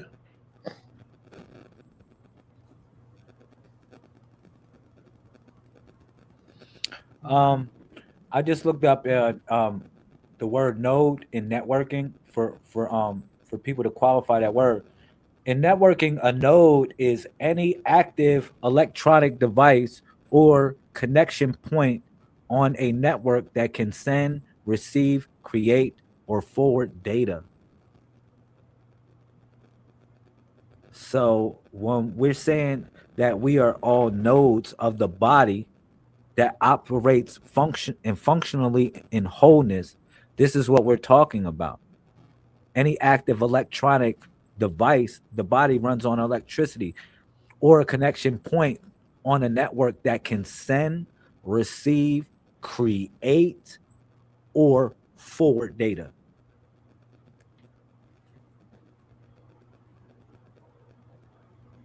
You know what I mean? Hmm. Yes, sir. Yes. So that's exactly what we are as nodes. You know what I'm saying? That is what a node represents. Um, so yeah, again, I want to say thank you. I want to say thank you for an amazing offering. this evening. You Yes, know what I sir. mean? Thank you for the opportunity, bro, to speak to your audience. Thank you for the audience for your time. I really appreciate the opportunity of it for everyone in here. Yes, one more again. Let them know where they can go and access any of this amazing information. Yes, sir. Yes, sir. So, if you want to learn more about the body of resurrection, I would go look up the book that I have. It's called The Cube. All right. Or just look up Lazarus Lamel books on Amazon. All right. And hopefully I get a chance to come back on here. I explain, you know, what this body is right here, because I was just really explaining the the body of manifestation. I didn't Right. get to explain the body of resurrection. All right. Yeah, thank you. And just look up Lazarus Lamel books on Amazon again, and you'll find those books. And that's about it. That's about it. If you want to connect, also you can connect on the YouTube. But I'm like I said, hopefully I can get back here on KTL Media. I can go come back on Know the Ledge. I can connect with your audience, and I can Yeah. give more information about what the Messiah Code represents. Yes, for sure. We'll definitely do a show on this, on the body of resurrection. When we get into resurrection season, when we get around Easter time, we'll do a show on the body of resurrection. I invite you at any time, of course, to Sunday services. When I throw on my robe and I get into my Pope Pablo bag, I will love you to pull up and we can speak about messianic energy, messianic forces, and definitely about the cube. This is 2026, and I'm designating this as the year of the cosmic cube, because 26 is the number of God, because God is a cube. God is the only, or 26 is the only number that exists between a square and a cube. The square being 25, which is 5 times 5, and the cube being 27, which is 3 times 3. So that's why God, misnomer God, again, because God comes from a German etymon from the word gut, which means gut. But this concept of God comes from the understanding of the word or the concept, again, of the people who, when they were calling a deity, they had to make an offering. They had to pour water to it, and they burnt incense to it. That was the ancient primal nature of creative force, or the conjuring of that force the people were doing, in those regions that they identify as being the cradles. So the cube is all through the book, and again, as you pointed out, it ends with the New Jerusalem is a perfect cube. It's a golden cube, right? It's a city. It's a floating cube. It's a floating city in the sky. That's what they say New Jerusalem is, a golden cube, perfect cube. Um, and you spoke earlier about, things being rectangular. It's kind of going into masonry, kind of touching on the rough ashlar, which again, the entire, once again, philosophical, esoteric, sacred, secret society is built around their understanding of the cube, or how they choose to explain it to their initiates in order for them to manipulate it, right? Everything comes back to the cube. God is a number. Yahweh, Tetragrammaton, Metatron is dealing with the cube. The Law 44 deals with the cube. So, yeah, I welcome the information. I welcome the approach to it. Uh, and you definitely have a invite to pull it back here. This is the year of the cube. So I want to speak quite frequently, about the cube. I just at some point really want to get to showing people in real time, in an operable way, how to physically get out of the cube, how to break the cube, how to escape the matrix. and 3-dimensional to get into 4 and 5D.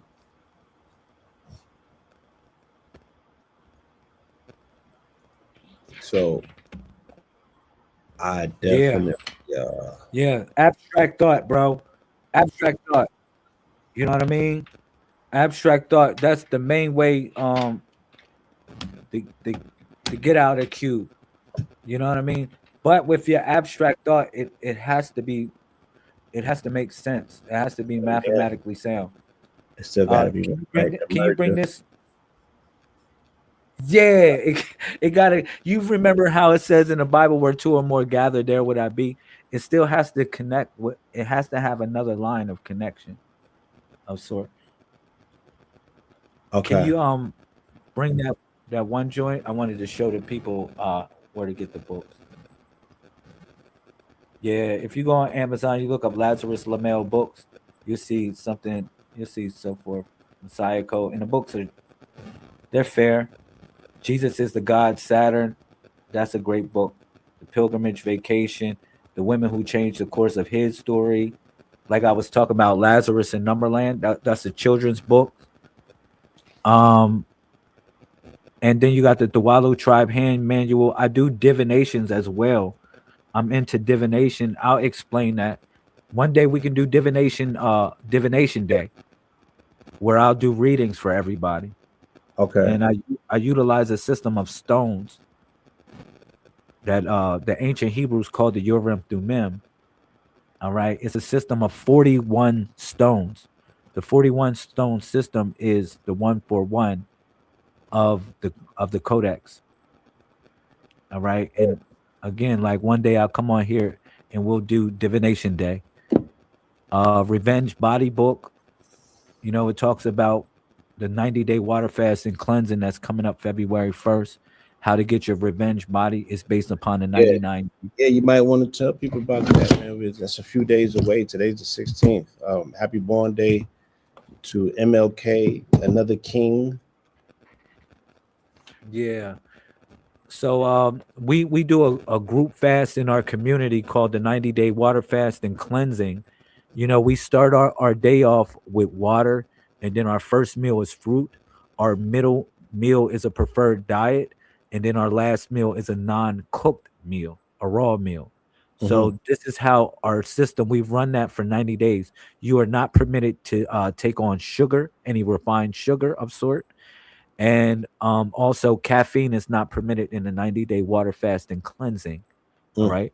Only thing that touches your lips literally is essentially is water, unless you are doing a smoothie that you made, not a smoothie going to a store and getting a smoothie, because they still have concentrated sugars within that.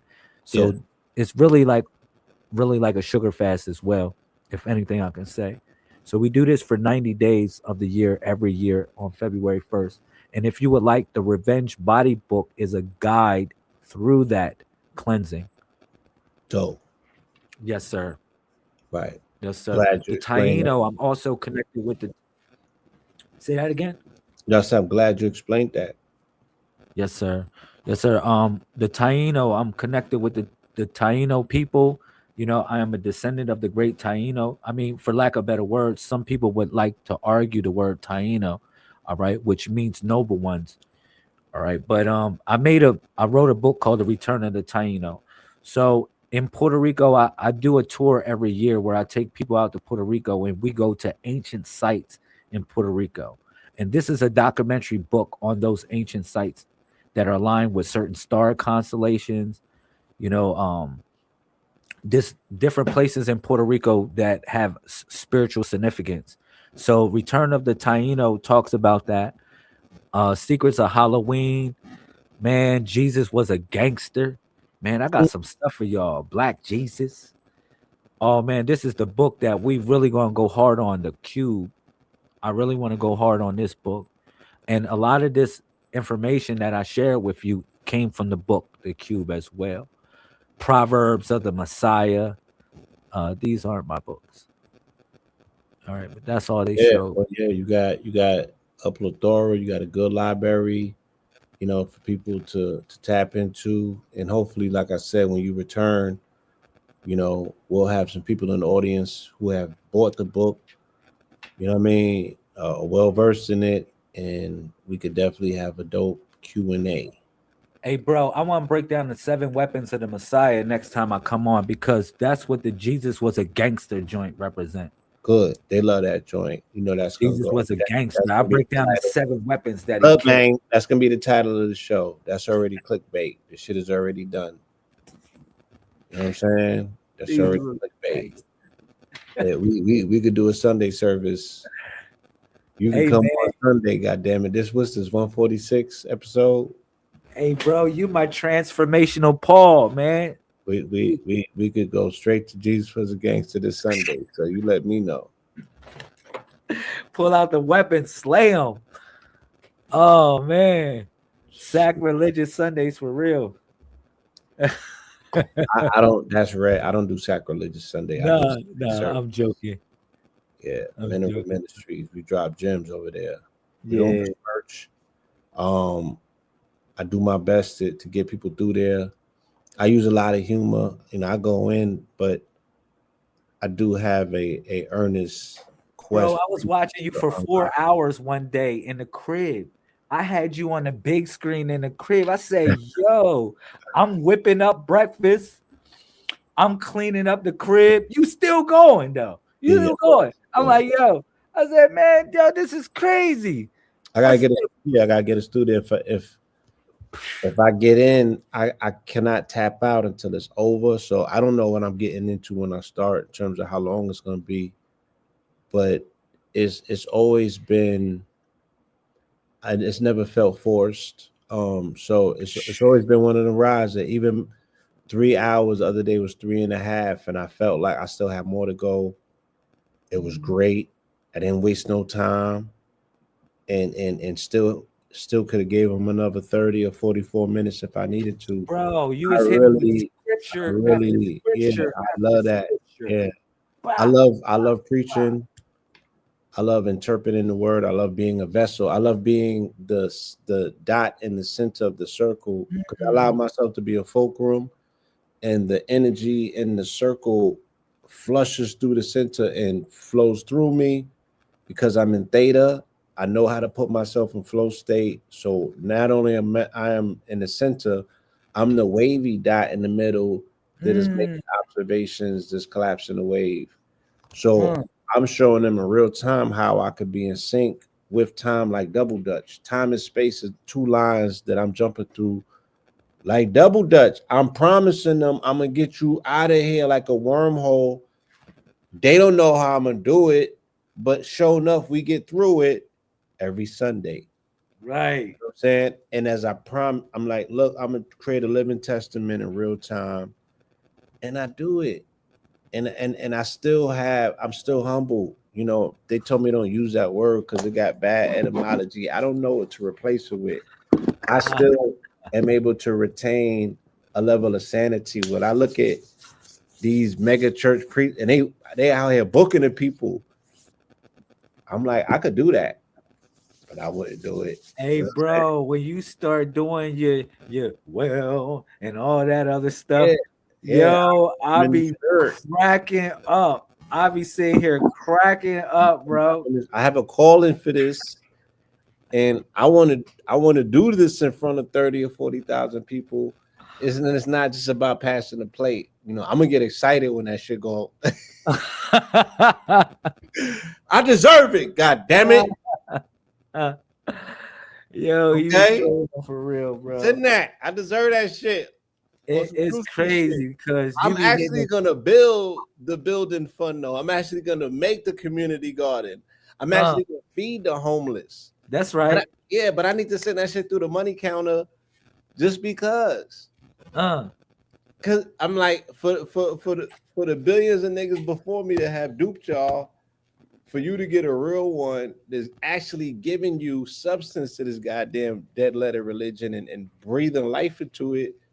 Yeah, send me some coins. Like, what the fuck? You know what I'm saying? Bro. Smile on your nana's face from the astral realm, my nigga. I ain't asking for too much. A little bit of change from a lot of people. You know what I'm saying? It can help me get through there.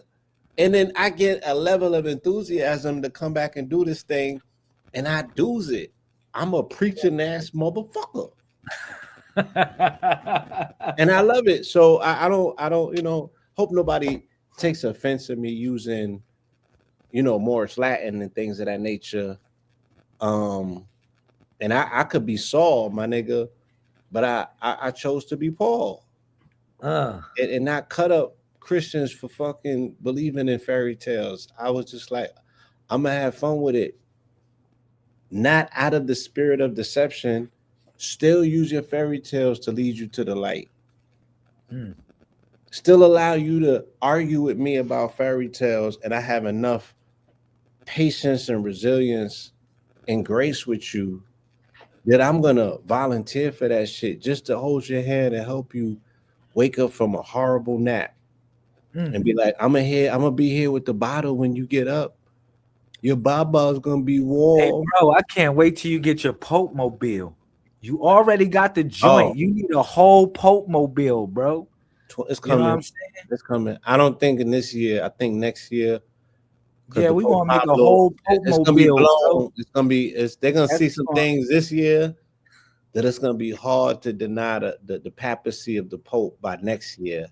So my pontification on January 9th, because that's when I became ordained in 2020, January 9th. On or around the same time of the prophet's birthday when we started Know the Ledge in 2010. But I got my ordained ministership in 2020. So I turned 6 this year with it. Next year is my 7th year. We going Pope Mobile. And we're not doing the Fiat 500. It's gonna be something different. But we do, and it ain't bulletproof. We doing the Pope Mobile with the drop top because, you know what I'm saying? Yeah, I ain't got nobody to fear. Not even the big homie. I don't fear him. He got to do what the fuck he gonna do, and I'm gonna roll with the punches. I already got an exit plan. My AI gonna be. I got at least, nigga. I got a 444 year content plan. You know what I'm saying? My shit is already booted up. I got content coming. So look, even the big homie, you gotta do what you gotta do. I don't fear nothing. You know what I'm saying? So let's run the fade. But I'm here to help. I'm here to work. I don't want to be the adversary. I want to help people get through this. I love this shit. I love when people really take their time like you did, and they come up with a codex and they decipher and they make sense of what seemingly, if we haven't done the work, makes sense of what seemingly is the senseless. Because nobody did this for us. Nobody gave us the manual. And it's sitting there, it's right in front of our face. For geniuses such as yourself to turn on the lights and be like, oh, let me take this part from here and that go together. Oh, the snaps. Oh, we got Legos. Look at this. So I'm here for it. I love it. We could be doing any, so many other things with our times that are detrimental on our life legacy and existence of longevity. But we're doing this, which to me is like you finding new ways to get people oxygen. You know what I'm saying? You finding new ways to get people oxygen. I don't have nothing to argue about that. I know where we came from. I know what we were doing. And this is 180 degrees from that. So I'm honored, that we get to in this time dimensionality that we live in, we get to,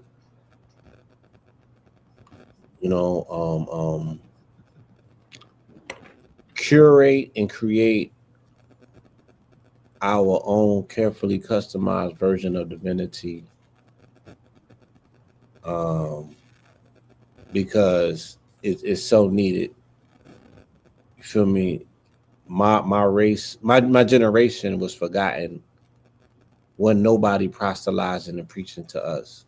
It wasn't even trying. We was in a generation and they look past like, oh, y'all are lost. We don't even got no words for y'all.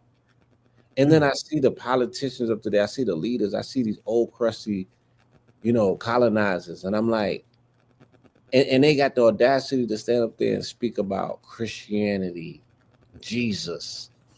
And they won't put it down for nothing with fangs coming out of their head and horns and shit. And I'm like, they still got the audacity to be there for their children. They got the audacity to get up there and still drag the name of Christ through the mud for their intents and purposes. And I'm just like, damn, will the real messianic ones please stand up? Y'all just gonna allow this to take place like that? Y'all not even gonna put up no rivalry? And it don't gotta be direct competition. Put the clean glass of water on the counter. Yo, Jesus said, Peter, feed my people. There's nothing else to talk about. Who's feeding the people? Who's caring for the homeless? Right? Who's loving thy neighbor? Who's not? Who's caring for the weak? Who's being compassionate towards them? You know what I'm saying? Yeah, Drewski said, those are the true principles of the Messiah, bro. Get your hands off my goddamn car. And that's what preaching has come to. You know what I'm saying? That's what being a representative or a vicegerent of the Most High is transactional. It should not be transactional. But who am I to say anything? I can only, like I said, show up in my own proper persona. I can only be responsible for my ministries, and I can only be a good shepherd to the sheep by doing as the Christos commanded, and he said, feed my people. And that's my ministries. You know what I'm saying? We just gonna feed them the best minerals, the greenest, most supreme of greens.